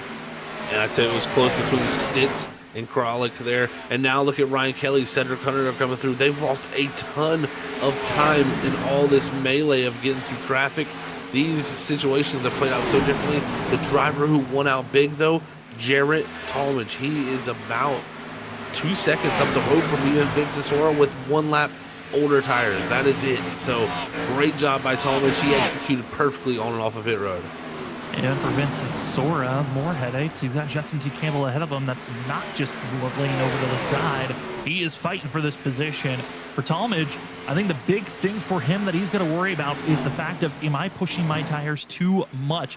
With the lead that I have right now, a little bit less than 2 seconds, you can kind of forget where you're at as Thomas Green ripping away that fastest lap of the day. Bonus point for Vincent Sora. And now gives a little bit of a chance if something goes wild here and Larry England finds a miracle and wins.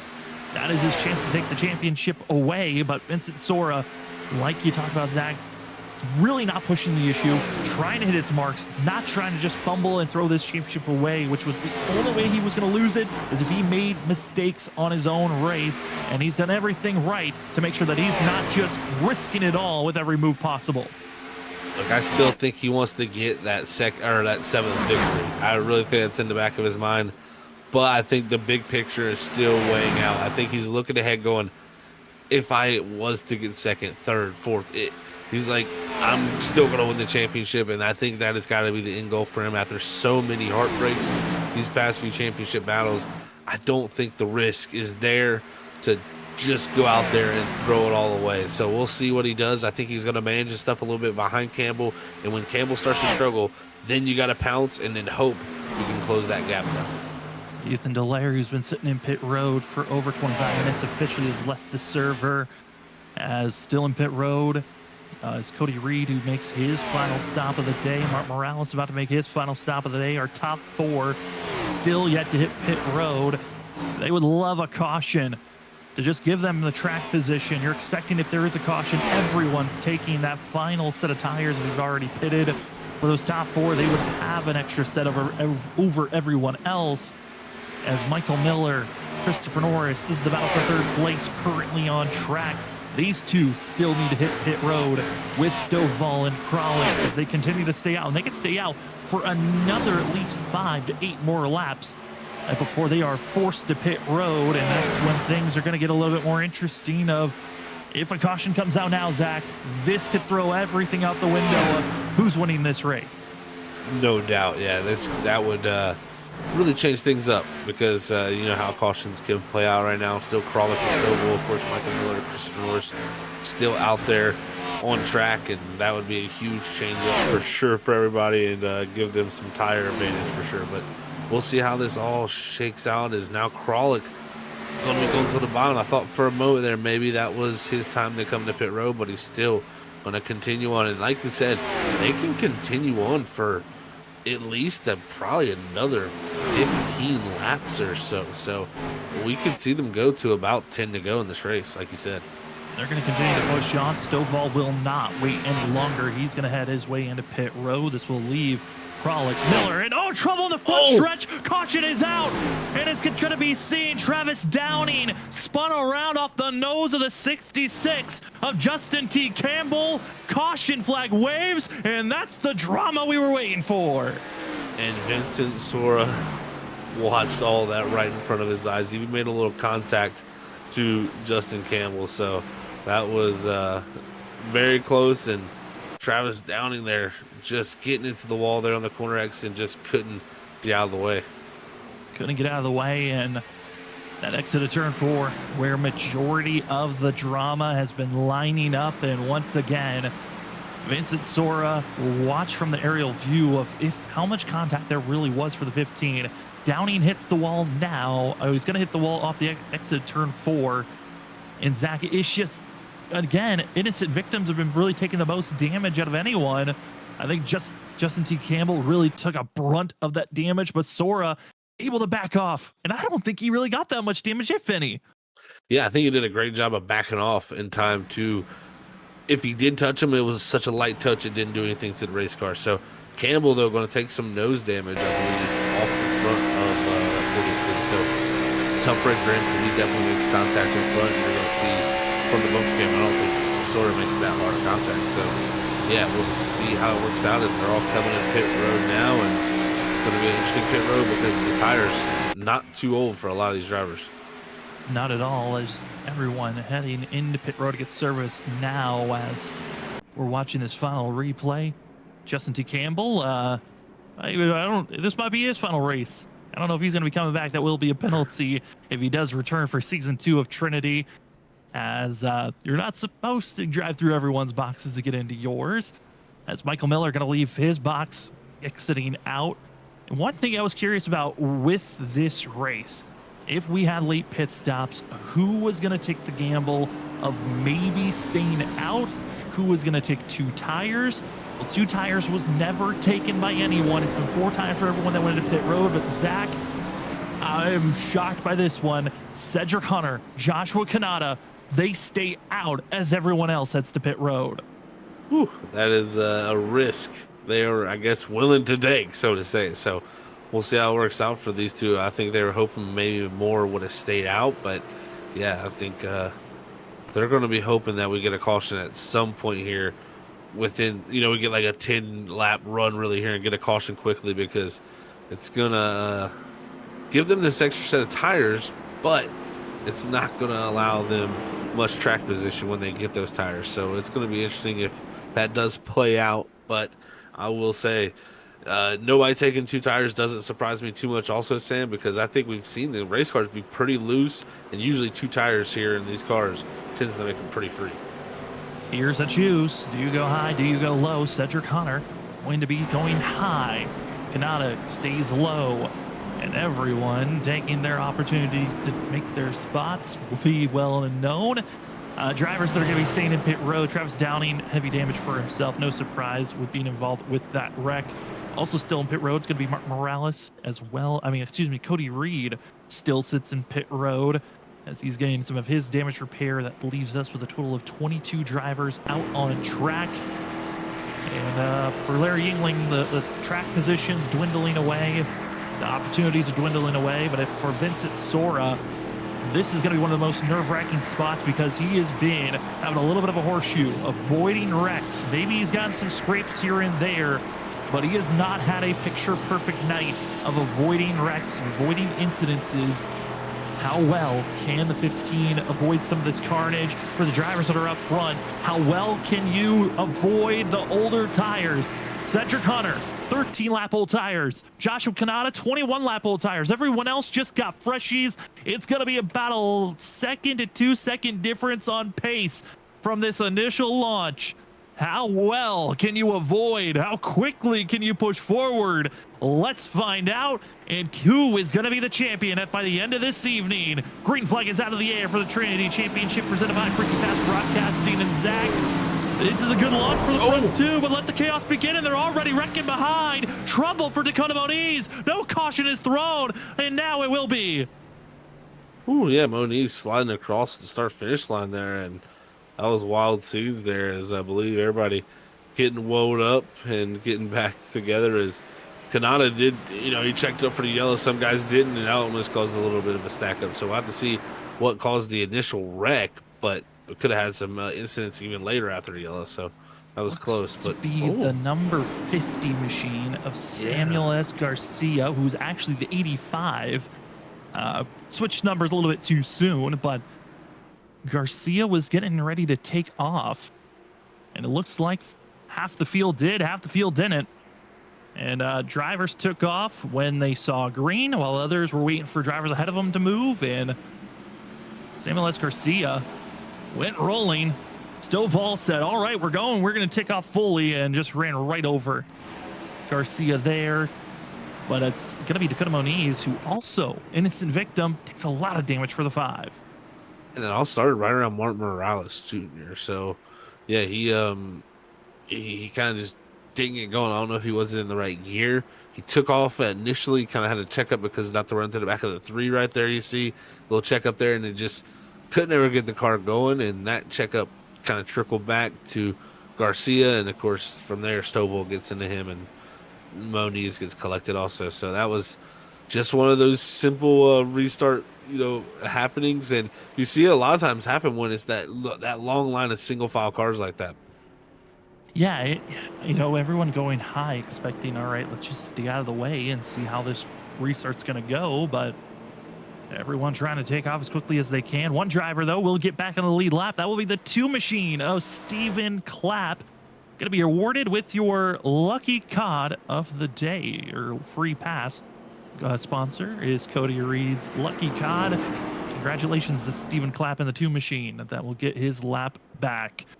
We also want to say thank you to our white flag sponsor, Morecast. Head on over to Morecast. That's MOARCAST. Check out daily content from looking at diecast, talking about racing, and all can be found on Instagram and YouTube at Morecast. See what's going on there. Zach, this race, 20 laps to go. Cedric Hunter, Joshua Kanata, I mean, I know they checked up early, but this first corner is going to be so dangerous for the both of them. I'm terrified for the both of them, but I'm also scared for those initial drivers, maybe not row 2, but row 3 and 4, when they close in on Hunter and Kanata. How do you even avoid 2 drivers that are both going to be well off the pace, especially coming off 2? Yeah, that's going to be the interesting part. They're hoping, at least the front 2 are hoping they get away quickly enough to where they can kind of have some breathing room once they get to the entry. But I'm telling you that 99, the 01, they're going to be breathing right down their necks, knowing that they got an opportunity for a race win here late in the to close the season out. And you really just got to find the opening. And sometimes it's predicting. Sometimes that middle lane will open up, and a lot of times on the older tires, you'll see them kind of charge the corner, try to stay in front of you, and then they'll slide up on that X, and you can get that crossover down low. So being patient sometimes pays off. But if you're too patient, your line checks up, you could be going backwards here if you get caught behind these old tires. Well, Cedric Hunter, as well as Joshua Kanata, cross your fingers, find your lucky horseshoe, and hope that you survive this brief start. Then you get the caution you're looking for. If you're just joining us, well, welcome. Las Vegas has given us a total of 4 cautions, a lot. Most recently, got some good green flag racing. I've got 2 green flag pit cycles completed. And so far here tonight, it has been a lot of lead changes because of those pit cycles. Vincent Sora looks to be the favorite to take the championship here tonight. He needs to finish outside of the top 22 for a chance for Larry Yingling to win this championship, and Larry needs to win this race. They're both scattered in the middle of the pack, but up front, top 2 drivers going to be on old tires. How well can they hold off the rest of the field? We're not expecting it to be very long, but they're already going to be 3 wide battling for 3rd place. Jared Tolman's going to be forcing the issue. Vincent Sora trying to find an opening for himself as well. They'll both go to the inside. Kralik as well as Miller just swamped. Those are the drivers on fresh rubber. Now it's the battle for the lead. 3 wide for the lead position once again, and it's going to be Tolman down to the inside, able to get by Kanata. Now Hunter. How well do you defend, because you don't got the power off the exit of the corner. Kanata, watch out off the exit for 4, and it's Jared Talmadge in a blink of an eye from all the way back in 5th place to the lead into 1. Talmadge doing what he needs to do, stuck it down low into 1 the time before, and it stuck. Vincent Sora did a great job to follow him through, but it's Michael Miller who held on, but it's Kralik who really lost out for that second row, as the second row just didn't have a good launch. Really didn't have anything to work with, and Cedric Hunter, who's 15 lap difference on tires compared to the rest of the field. Once they got up to speed, they're working in the draft. This 13 has been doing a pretty good job holding in 2nd place. Joshua Kanata, 20 lap difference on tires. He is completely fallen out. He's back in 15th position. And fastest lap, Jared Talmadge. What a time for himself to grab it here with 16 laps to go. Nothing left to lose for the 27. He knows he's going to need help from the championship wise. He's just going to focus, I think, on going as fast as he can for these final laps here. But look at this. Miller past Cedric Hunter. Now Christopher Norris has got a duck low to follow Thomas Green as Cedric Hunter dropping back on those older tires. He's going to hope for a caution here within the next 5 laps, hopefully, because he doesn't want it to go too much farther, but he doesn't want it too early either. And for looking at Vincent Sora, he is just patiently waiting in the wings, waiting in the grass to pounce, letting Jared Talmadge pull away. He just has a feeling that if a caution comes out, he'll have the better tires at the end.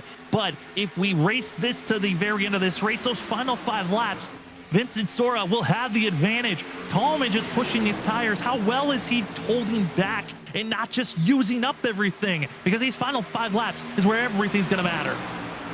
That it will, Sam. Here we go. Thomas Green putting the pressure on Michael Miller, who's going to push the edge here to try to get around the 15. Also, is like you said, Sora, he's just kind of waiting here, lurking. I think he's just trying to let the tires slowly come in. He saw last run, he didn't push that hard at the beginning. He kind of slowly worked them in, and by lap 15 to 20, he was flying. He doesn't have that many laps, but he's going to, I think, slowly here try to work these tires a little bit in.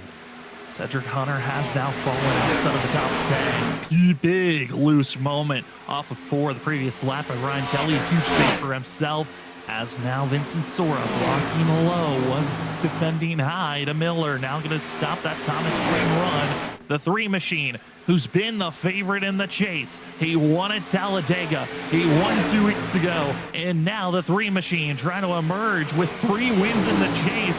This has been an incredible stint for the 3 Machine. His October was perfect. Now looking for a great start to November as Jared Talmadge, he is starting to pull away slightly, but you know that's going to change up here if he continues this run. You gotta save something under this 27 in those final laps because Vincent Sora will catch you. The question is how quick will he? Into the wall, it's gonna be Stovall though, and luckily the rest of the field reacts properly. Wow, that was close back there. As you see everybody kind of scattering around the one, getting into turn number 1, and it's gonna be just like this all the way down to the checkered flag. As you can see, the 6 of Justin Smith trying to find some way around him, but he's going to have the likes of Ryan Kelly trying to fight around the outside. And Kelly, once fighting for a lead earlier in the race, now back here fighting for a top 10. And both Kelly, Yingling just swamped by drivers that have been having issues tonight. Those that are finally emerging forward.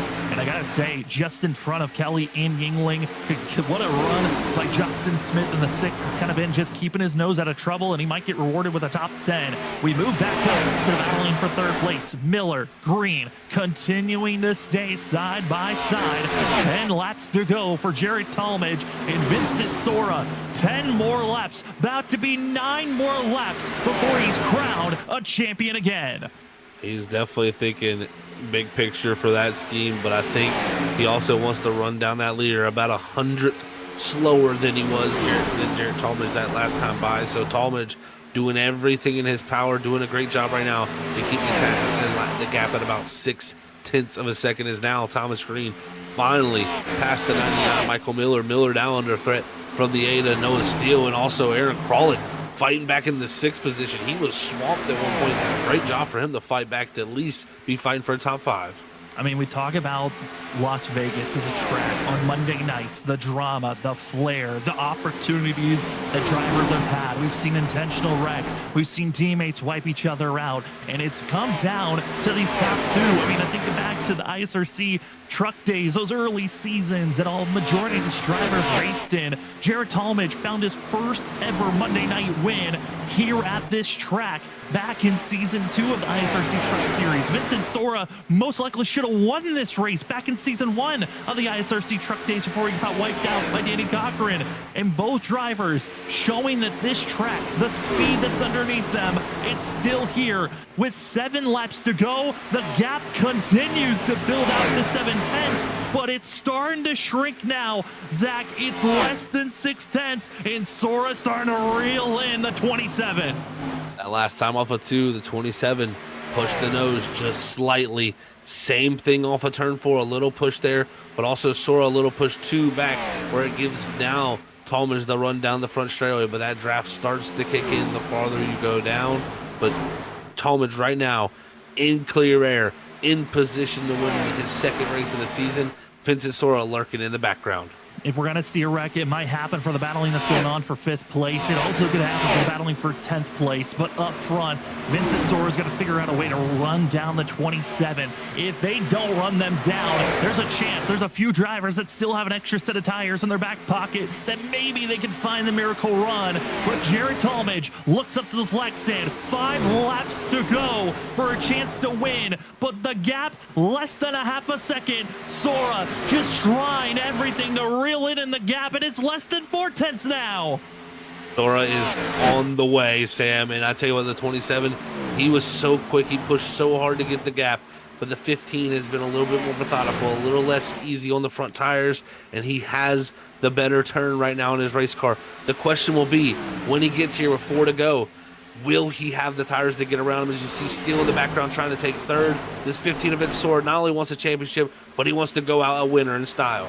He wants to solidify himself as one of the greats that we've ever seen here on Monday nights. We've seen Vincent Sora win the inaugural season back of the ISRC Truck Series. He found himself winning, dominating. He won that championship, that inaugural one for the ISRC Truck Series, by winning the race. Then, the last time he won a championship, Season 5 of the WSSR Cup Series, November 12th of 2022. He dominated at Chicagoland. He grabbed the pole and he won the race. Right now, he wants to solidify himself again with winning the championship, winning the race, proving to everyone that this was his time. And Zach, less than 2/10 with 2 laps to go. Sora's there. Talmadge has to defend.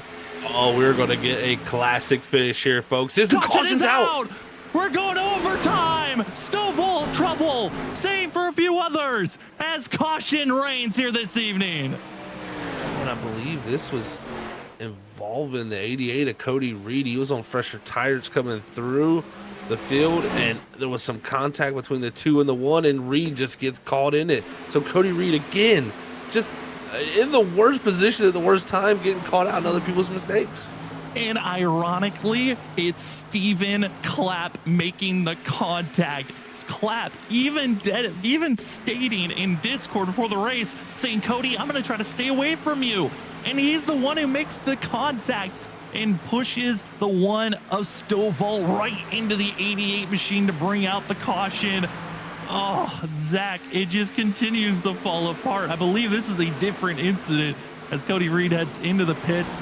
Might be a lap after this, but I mean, this is crazy to see and a little comical of the drivers that get into one another here late. Yeah, this is quite the situation, so to say. So, yeah, we'll see how all these guys get re-racked up. Now the question is going to be, I mean, there's no tires for these drivers to take except for Cedric Hunter and some others like Aaron Krolick, Michael Miller. Yeah, I wonder if we'll see these drivers take this opportunity. I just don't know if they'll have the time. Still has a set. Last time he went in, he only took fuel. I mean, there's a few drivers that have a set left underneath them. I mean, there's at least 6 that can take a set here. We've got 19 drivers that are on the lead lap. I mean, taking a set here makes sense. If you've got it, take it. But Miller and Krolick don't. They continue, they stay out.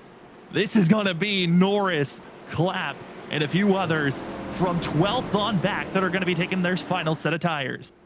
I tell you, if Miller and Krolick would have, elected to come down there, yeah, I mean, that would have been compelling, a compelling opportunity. I mean, especially if you're restarting 6th right now and 5th, give up 5 spots, put fresh tires on, and we were running about a second already off the pace. I know a little bit of a cool down effect is going to happen on these tires, so they're going to come back, a little bit down on lap time, but I don't think they're going to be a second quicker again. I really think if you put freshies on right here, you're going to have a big advantage here very quickly. I mean, you're taking 2, maybe 3 positions, if not 4 each lap. You're going to restart 10th. It's going to be a 2-lap shootout. I mean, yeah.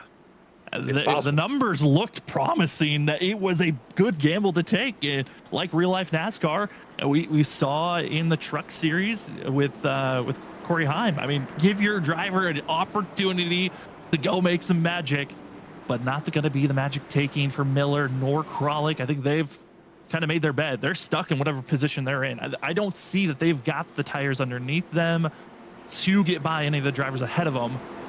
They're staying stable, and they're going to be under threat of those that are back in 13, 14. That's Christopher Norris, Cedric Hunter, Joshua Kanata, Joshua Stovall. I mean, those 3 out of those 4 names I just listed can be aggressive. I think all 4 are going to be on nuclear mode trying to get through this. I'd have to agree with you, Sam. I think this is going to be wild. I mean, the choose can matter a ton here, how people elect to do it. If, one lane gets pretty dominant, looks like it's pretty split right now, so nobody's going to gain too many major amount of spots by choosing the right lane. But, yeah, this is going to get wild because, I look at like a Krolick or a Miller. You could have been on the attack. Now they're kind of going to, like you said, be on defense because those fresh tires are not that far behind. And if I'm Christopher Norris and Cedric Hunter, I am going anywhere they're not. I mean, in 2 laps, Joshua Kanata went from the front row to 15th place. This is going, and he was on 20 lap difference on tires. This is 25 laps that of green flag running tires that you're going to be dealing with. This is going to be a mountain to hold back. And one of the first drivers going to watch out for is Christopher Norris. Ken Norris all the way back in 13th.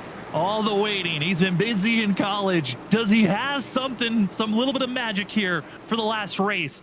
Or is it between the top runners hunting for a championship? Vincent Sora just needs to finish this race on the lead lap and make sure that Larry Yingling doesn't win. With 3 to go, this is it. Crown a champion. Our first attempt at overtime. Who's taking it here at the end? If we get a yellow on lap 1, we head to overtime attempt number 2. But let's see if we can keep it clean and green. Already going to be seeing drivers going to be side by side, 3 wide deeper in the field. Up front's going to be seeing Jared Talmadge, Vincent Sora, and Talmadge is getting pushed by Thomas Green. Green is forcing the 27 to the lead position. Here we go, Zach, out of 2. That was huge for Talmadge because Vincent Sora got the restart of his life, stayed side by side, but the 3's push is what propelled him to the lead. But now the 3 looking to the inside. He wants that 3rd victory, and we're going to see some fireworks here, guys. Christopher Norris going to be back in 9th place, but up front, it's going to be Jared Talmadge looking up to the flag stand. It's your one more lap to go from Morecast, and it's all spreading up to the outside. Yingling's out of this. It's Vincent Sora's championship to grab, but Christopher Norris is back in 7th place. Off the exit turn number 2, Jared Talmadge. Do you have everything, or will Christopher Norris find some type of wicked speed? Right now, it looks like the 38 is nowhere to be found. Jared Talmadge fought, clawed, and will win here at Vegas. The wrecking behind, but Vincent Sora, take your championship. You're back hoisting the crown. The 15 is your Trinity Racing League Season 1 champion.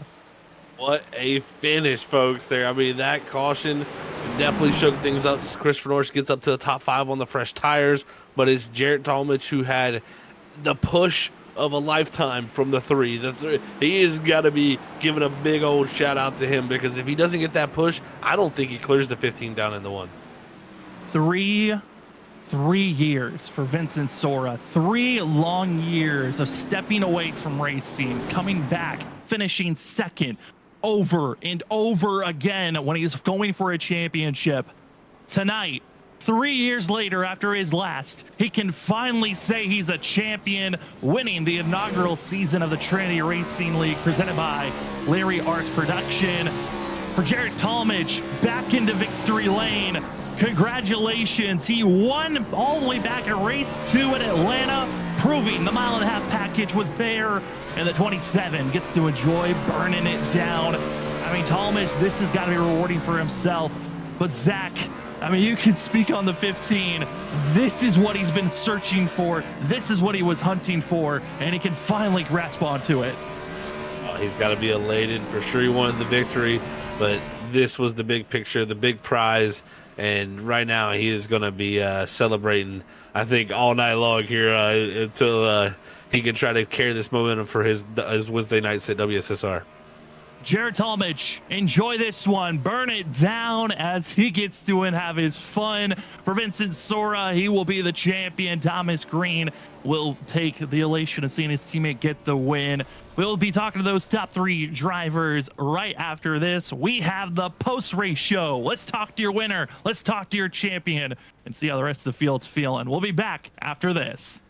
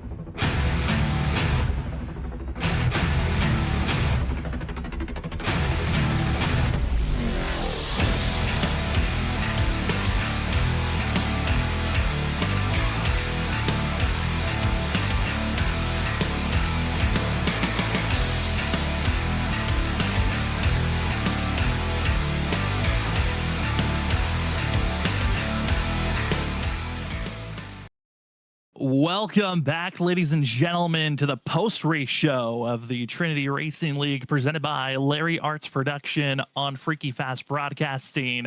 What a season, and it comes to a conclusion here at Las Vegas. Of course, we couldn't finish under regulation. We had to go to overtime. Just one attempt needed, and had our winner being Jarrett Talmadge. Before we head to victory lane, though, we're going to go down to second place because there's a driver that has been waiting. He's been hounding and finally can hoist his championship once again in your inaugural Season 1 Trinity Racing League presented by Larry Arts Production. Champion is Vincent Sora. Vinny, it took all season. We thought you were going to get your 7th win. It just didn't happen, but still put a stomping on the field. 6 wins, 10 top 5s, 10 top 10s, and champion on top of that. How are you feeling, Vincent Sora? I feel awesome, man. It's been so long since I've won a championship on iRacing, and I've been working so hard for him. And it seems like late in the season, I have terrible luck across all my leagues. I mean, we saw it in WSR just like a month or two ago. I got wrecked in the first round of the last round, and then my internet went out in the last race. And over in ISRC, I mean, I would like win the regular season championship and get wrecked like the first race and have a deficit to gain, or get wrecked in some of the last few races. But yeah, I mean, this season was just perfect for me. It was awesome. Learning this car and racing with this group of guys was a ton of fun, and I picked it up a lot quicker than I thought I was going to. And yeah, I mean, I had a season to really be proud of, and a lot of momentum heading into next season. And other leagues, I think this season has definitely elevated me as a driver. It's just given me so much more confidence than what I had going into it. And I know so much more about this car and just understanding the way these tires work and the moves you need to make. And yeah, it was awesome. I'm really proud of myself and just really thankful to be in this position and a champion again. It feels really cool. Definitely great to see that, Vincent. Congrats, man. It was great to watch the race not only tonight, but also your amazing season you had. It's definitely one for the books, they say. But man, take us through the race, because there was some hairy moments, some major incidents that happened right around you, some contacts. I mean, it definitely wasn't the most scot-free of nights, I guess you could say. Yeah, no, it was super eventful for me. And I feel like out of anybody in the race, I had like the most sketchy moments. I mean, I kind of got like forced up into a lapper at one point after one of the green flag stops, and then Ben Kinney kind of came off the wall and gave me some damage. And then there was a big wreck right in front of me there with like 25-30 to go. And yeah, it was really sketchy because I knew I just needed to not wreck tonight to pretty much seal up the championship. But yeah, definitely an eventful race. I don't think anything out of the ordinary for this league. I've had a lot of fun, and these races keep you on your toes at all times because Jarrett was just gonna run away with it there after short fueling on that green flag stop, and then we got the yellow, and he had to work even harder for it. So yeah, just a lot of fun, keeping me on my toes, and just really thankful to come away on top. I mean, Vinny, we think back to, for us at Freaky Fast Broadcasting, I know this is our last Monday night series we're going to be covering. We're stepping away from Monday night coverage. You were the one that took the ISRC Season 1 champion. You kind of make a full circle winning the championship here. What has it been like throughout your Monday night journeys on trying to grow as a driver to where you are today?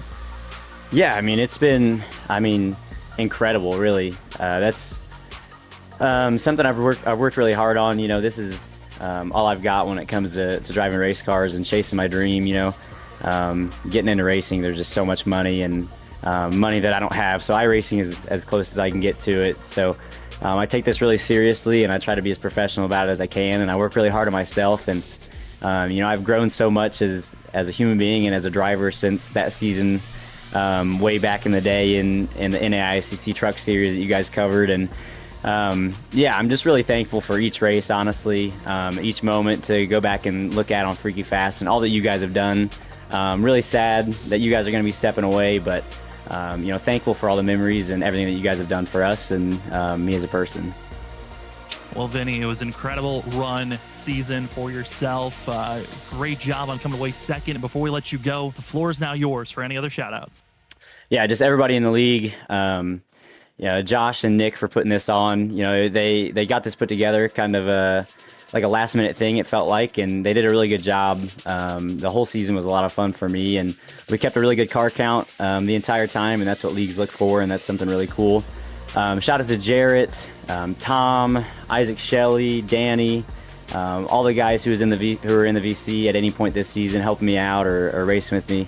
All of my great friends, and I really enjoy racing them and being around them.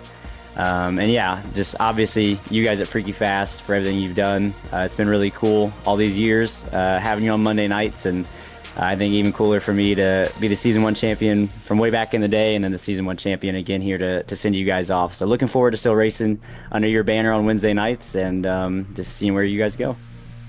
Well, Vinny, it was a pleasure to call all those storylines on Monday nights, and we can't wait to see more that continue on Wednesdays. Congratulations on becoming the Trinity Racing League, presented by Larry Arts Production, Season 1 champion. Vinny, enjoy this one. Good luck if you're coming back for Season 2, and good luck on Wednesday nights. Thank you, guys. I appreciate it. Have a good one. You too. Again, that is your Trinity Racing League champion, Vincent Sora from Sora Performances. That 15 machine does it again.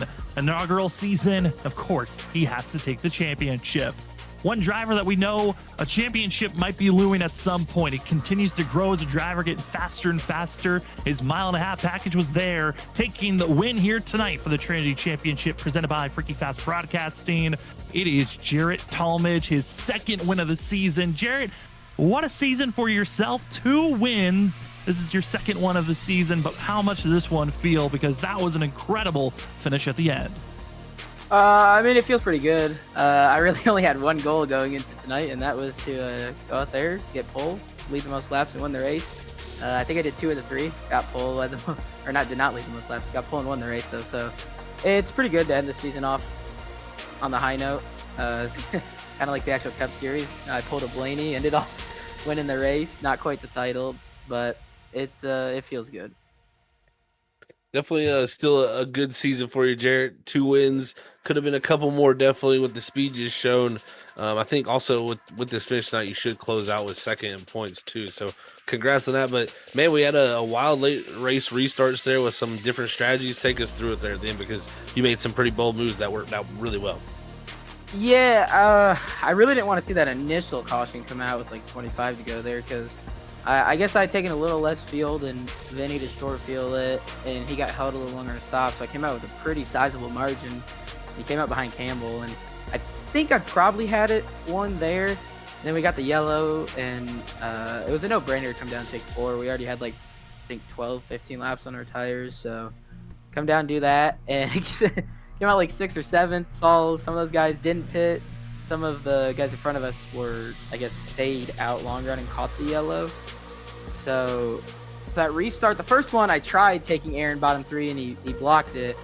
And then that second one, he didn't get as good of a shift from, I think, 3rd to 4th. So I was able to get below him. And from there, it was kind of easy. I think, who was it? It was Kanata and Cedric, I think, had a little bit worse tires. So just got clear of them. And then, to be honest, I think the final yellow probably won me the race, because the short fueling kind of made their front fall off there for like the final 10 laps, and Vinny was rolling center really good. So sometimes yellows help and sometimes they don't. I guess in that scenario it probably did. But yeah, the strategies tonight were, it's kind of normal until the end there, to be honest, because we just got the long green flag run. I had no pace on the green flag runs, so we stole one tonight for sure. Well, I mean, when we think back in the history of Monday nights here on Freaky Fast, Jared, you probably stole one of the most controversial Las Vegas wins all the way back in season 2 of the ISRC Truck Series. I don't think you could say you really stole this one. You showed the pace. You were there at the end. What is it like to watch yourself grow as a driver throughout these Monday night series?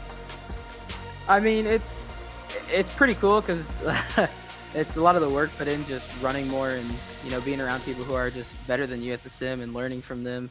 You know, coming from, like you said, that season where, I mean, we stole a win there. We were not fast at all, probably one of the worst drivers. And now I feel like just slowly but surely over the past like 3 or 4 months, I've just become to compete in the top 5 consistently, top 3 now. And for wins pretty consistently. And I got speed and quality now. I think I had 6 poles this season.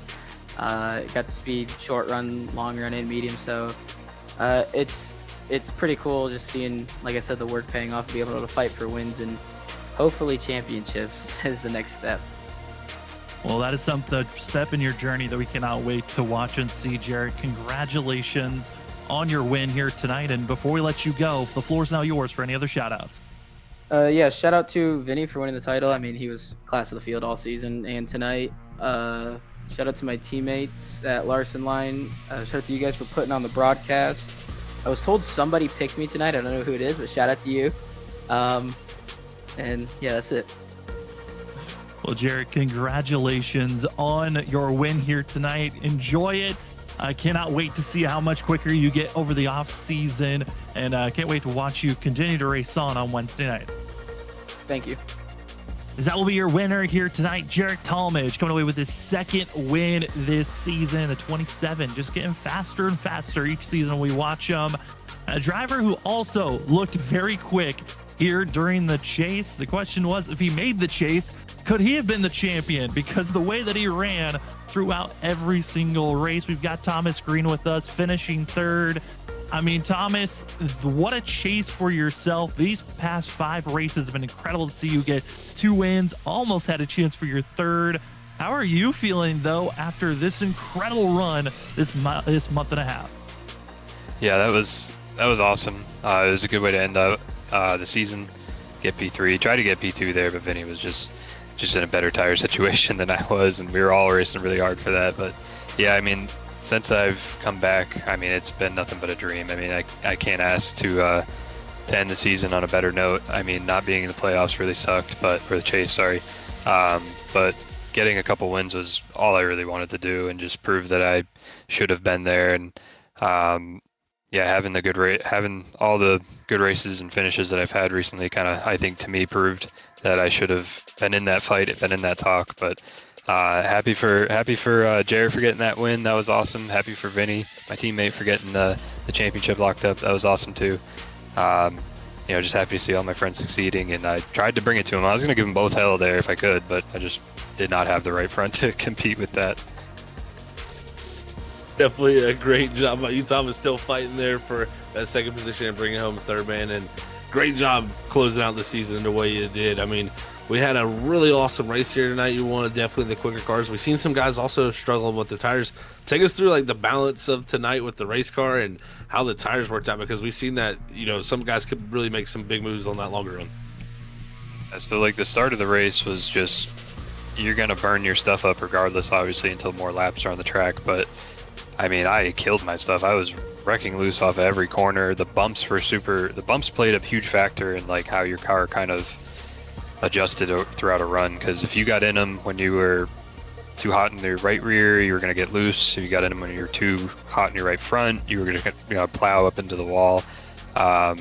It kind of switched towards the end there. It was kind of more stable, I think, but cold tires for the first 10 laps, I did not feel confident at all pushing my car on new tires, because it was just too loose for me, and I think the air kind of played an effect too. If someone was rolling up on your rear end, you were going to get even more loose. And I almost had a moment where I got caught in some dirty air from my teammate and almost ate it into the wall. So it was definitely tough towards the end there. I mean, we were all just racing so hard that our right fronts all died off, but still a lot of fun. I love Vegas. Vegas is awesome. I think it produces some of the best racing. I wish the car didn't bottom out so bad over the bumps, because then we really could have had some crazy runs off of 2 and into 3, and that would have been a lot of fun. But still, regardless, had a great time in season 1 for sure. Happy to be a part of it, and just thank you to everyone who's put this stuff on, all of you guys, everyone in Trinity, for making it happen, all the sponsors and everyone that's involved. It was definitely a lot of fun and a pleasure to race. I mean, Thomas, we've watched you on the ISRC. We've watched you, test out WSSR and also be here in Trinity. What are some of your favorite memories when you think back to Monday nights for yourself? I mean, there's so many. I mean, just all of the ups and downs, sometimes more downs than ups.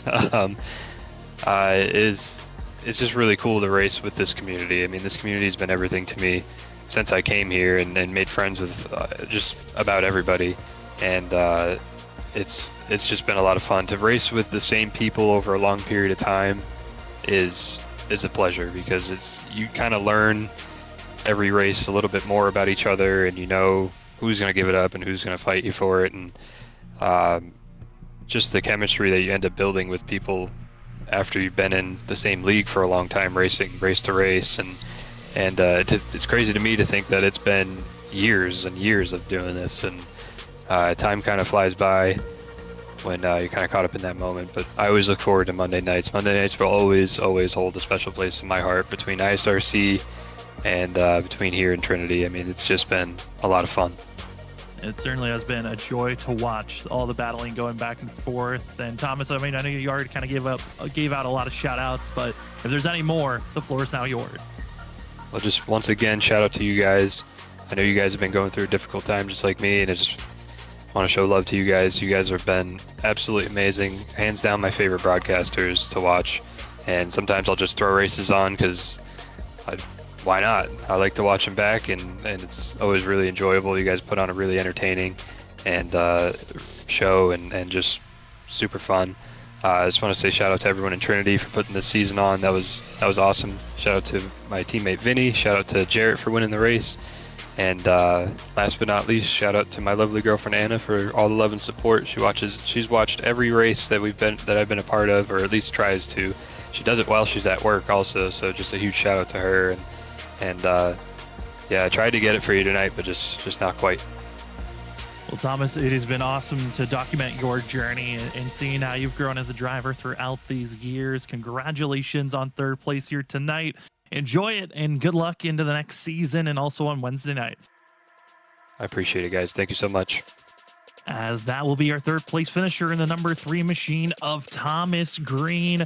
That'll be your top 3. And we also want to bring in 16th place finisher, as this driver, one of the owners, one of the admins of the Trinity Racing League, I wanted to have his final thoughts on the season. What a great first season it's been. We've got Joshua Kanata with us. Josh, tonight was certainly a roller coaster for yourself. We saw your incredible save you had to have in the middle of this race. But man, how are you feeling after this season that you've had? Oh, it was a ton of fun. I'm really happy with how the season went overall. Obviously, my night could have went a little bit better, but great job for Vinny winning the title there. He definitely earned it. Can't say he didn't. It was a lot of hard work putting this thing together, and to see it all come off over the last few months, it's been really great to see. So I can't thank all the guys enough. Definitely, it's been a pleasure to call, Josh. I gotta say myself, man, and thank you guys for bringing us on board and carrying over this tradition. Of course, I know it's going to continue on really well here, but from the season, what is like probably your favorite moment? What's like take us through your favorite moments of this season, because there's been so many good ones for this first season at Trinity. It's really something great you guys have started here. God, there has been so many good moments. You're really making me think there. First of all, the fact that these cars can crab walk is always fun. But in all seriousness, I think probably my favorite moment, Thomas Green's win at Talladega, when he came back after a couple of months being out with personal issues. He comes back and gets that fan favorite win. And I know Michigan was another really fun one. We were all beating and banging all night. Chicagoland being a bit of a wild card with Ollie winning it. It was a season of just a lot of chaos. I think is a good word for it. Hearing you guys call it up in the booth has been a ton of fun as well. I'm just hoping we can keep creating those kind of moments as we move forward into next season, and can't thank you guys enough for being with us along for the ride. It has been such a joy to document your first season for the Trinity Racing League, Josh, and it certainly has been fun. Shout out to also Nick Crawford running race control. But Josh, what does the future have? I know season 2, you guys are trying to prep for that, but what can you share to capstone tonight as well as moving into the future? Yep, well, absolutely. There's going to be a season 2. I think we have a target date for 29th of December, so we got a little ways here because of the holidays, so we don't want to kind of interrupt anybody's festivities. Got a little bit of a longer season. That'll be a lot of fun. Some new tracks that I know a lot of people have been asking for. Probably still going to be in the Xfinity car just for now. We'll see maybe moving forward from there, but you know, this car has definitely resulted in a lot of fun racing all season. And you know, it's funny because we originally were supposed to be, you know, continuing the trucks from what ISRC did before us, and you know, all the guys got together and says, well, maybe let's try the Xfinity car instead. And that was a genius decision by all of them. You know, can't thank the drivers enough for that, because I didn't vote for it. I'll be honest, we had a vote before the season. I didn't vote for it, but it ended up being a blast. I'm really looking forward to next season. You know, who knows? Maybe you guys can join us on the track sometime. That'd be a lot of fun too. I know you've been trying to twist my arm to get me out there on track. We'll see how that comes along with season 2. But Josh, before we officially let you go, congratulations on an incredible first season. The floor is now yours for any other shout-outs. Well, as always, thank you guys for putting this on tonight. I couldn't do it without you guys, everybody that watches these streams. It's, you know, we can't do it without all of you, all the drivers that have made this kind of crazy first season of reality. Kind of just throwing this lead together, honestly, a bit last minute, and it worked out really well, and you know, could have continued that onto the future. And on a personal note, I want to thank all three of you, Sam, Zach, and Robert, running behind the scenes. You know, obviously it's no secret, you know, next season we'll have different broadcasters. You guys are going to be doing your own thing. You know, I couldn't thank you guys enough. You know, it's been an honor working with you guys. I'm sure we'll, you know, see each other either on track or just, you know, outside having some fun. It's been an honor being kind of the last Monday you guys do for the time being, and couldn't thank you guys enough for taking us on. So appreciate you guys more than words could ever describe.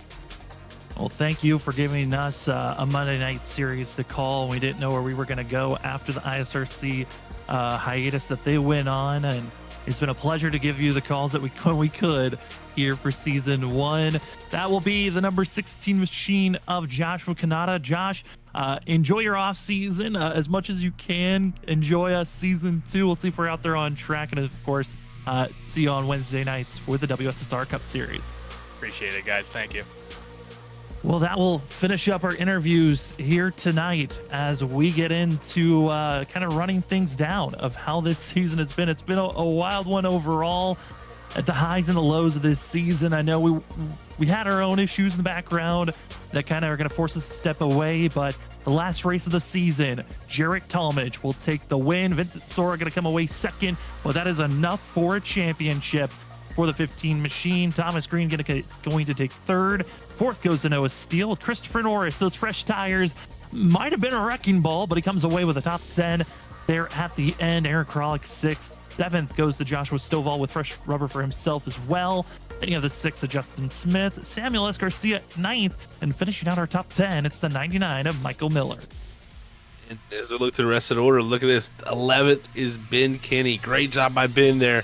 Involved, you know, at one point in the wall with him and Vincent Sora.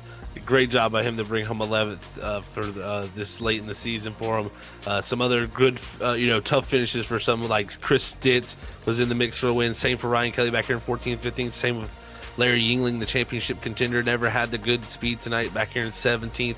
Cedric Connor at one point stayed out there. He's going to fall back to 18th after it's all said and done. And as we look through the rest of the order, it was a tough night for others. You had Cody Reed out there running, of course, the tribute scheme for us for Freaky Fast Broadcasting. So shout out to Cody. Unfortunately, his night was ended very early and hampered by that first lap wreck. So it was a wild night to start. But man, what a race we had, and what a way to close out everything here. Yeah, I would say certainly a crazy way to finish it out. Monday nights have kind of been a staple for us here at Freaky Fast Broadcasting for a while, and we're going to try not to get too emotional, but it's kind of crazy to see an end of an era on Monday nights from the ISRC Truck Series that once was the NAISCC Truck Series to where we are now with Trinity. It has been awesome to watch all these drivers grow from some of these kids that have now grown into adults, to then seeing some of these guys that we've saw grow throughout these years to where they are now. It's kind of wild. And Zach, for you and I, this is kind of the end for the foreseeable future. I mean, you've been my longest duo of a commentator partner. We've been doing this for 4.5 years now. It's kind of crazy to see. I was going back and searching. What was our first broadcast? It was March 21st, 2021. And that was our first one. Since then, we have covered crazy shit. We've done 10 different leagues together, starting with Underdog. We did Adrenaline. We did Stars and Stripes, the NAISCC Truck Series that transferred over to the ISRC Truck Series to where we are tonight with Trinity. We also did a little bit of BRB. We did a little bit of the Wicked Racing League. We also were a part of the Doghouse Racing League. We did a little bit of MPI back in the day. We've done a couple of special events, over 300 broadcasts we've done together, Zach. It's been quite a journey. I don't know when we're going to do another lead together, if we're going to do a lead together, but man, it has been an honor to work with you for this long of a journey. And I'm going to hand it over to you for any final thoughts on tonight, or if anything else you want to talk about. Man, yeah. When we were going through the numbers before, it really shook me up, because I'm like, man, it feels like yesterday we had just, put you on the team. I mean, it started with me and Robert, doing what we did, just kind of as fun, and we added you, and from then ever, it's really went on the upward projection. And man, we've had so many great races we've called, so many ups and downs, controversy, drama. I mean, everything you could ask for. I mean, we've been out there on, the iRacing top 10, like Robert shouting its bigger, because it's really a pleasure just to be able to work with all you guys. Sam, like you said, how many races we've done together here with Robert too, and man, it's really crazy to say it's coming to an end here on Monday nights. But I will tell you this: you never know what the future holds. At the time right now, we can't do it, but heading into the future, we can see what plays out. And like you said, you never know. This might not be the last one. And again, for me, it's kind of weird because it'll be my last one for foreseeable future. But hey, we definitely got things coming, so don't worry about that. Yeah, special events. I know we still have a lot of behind the scenes work we got to get ready for our 6-hour event that's going to happen in the new year. We know we're going to work during that time, but for the upcoming of just league racing, WSSR will be our one-stop shop.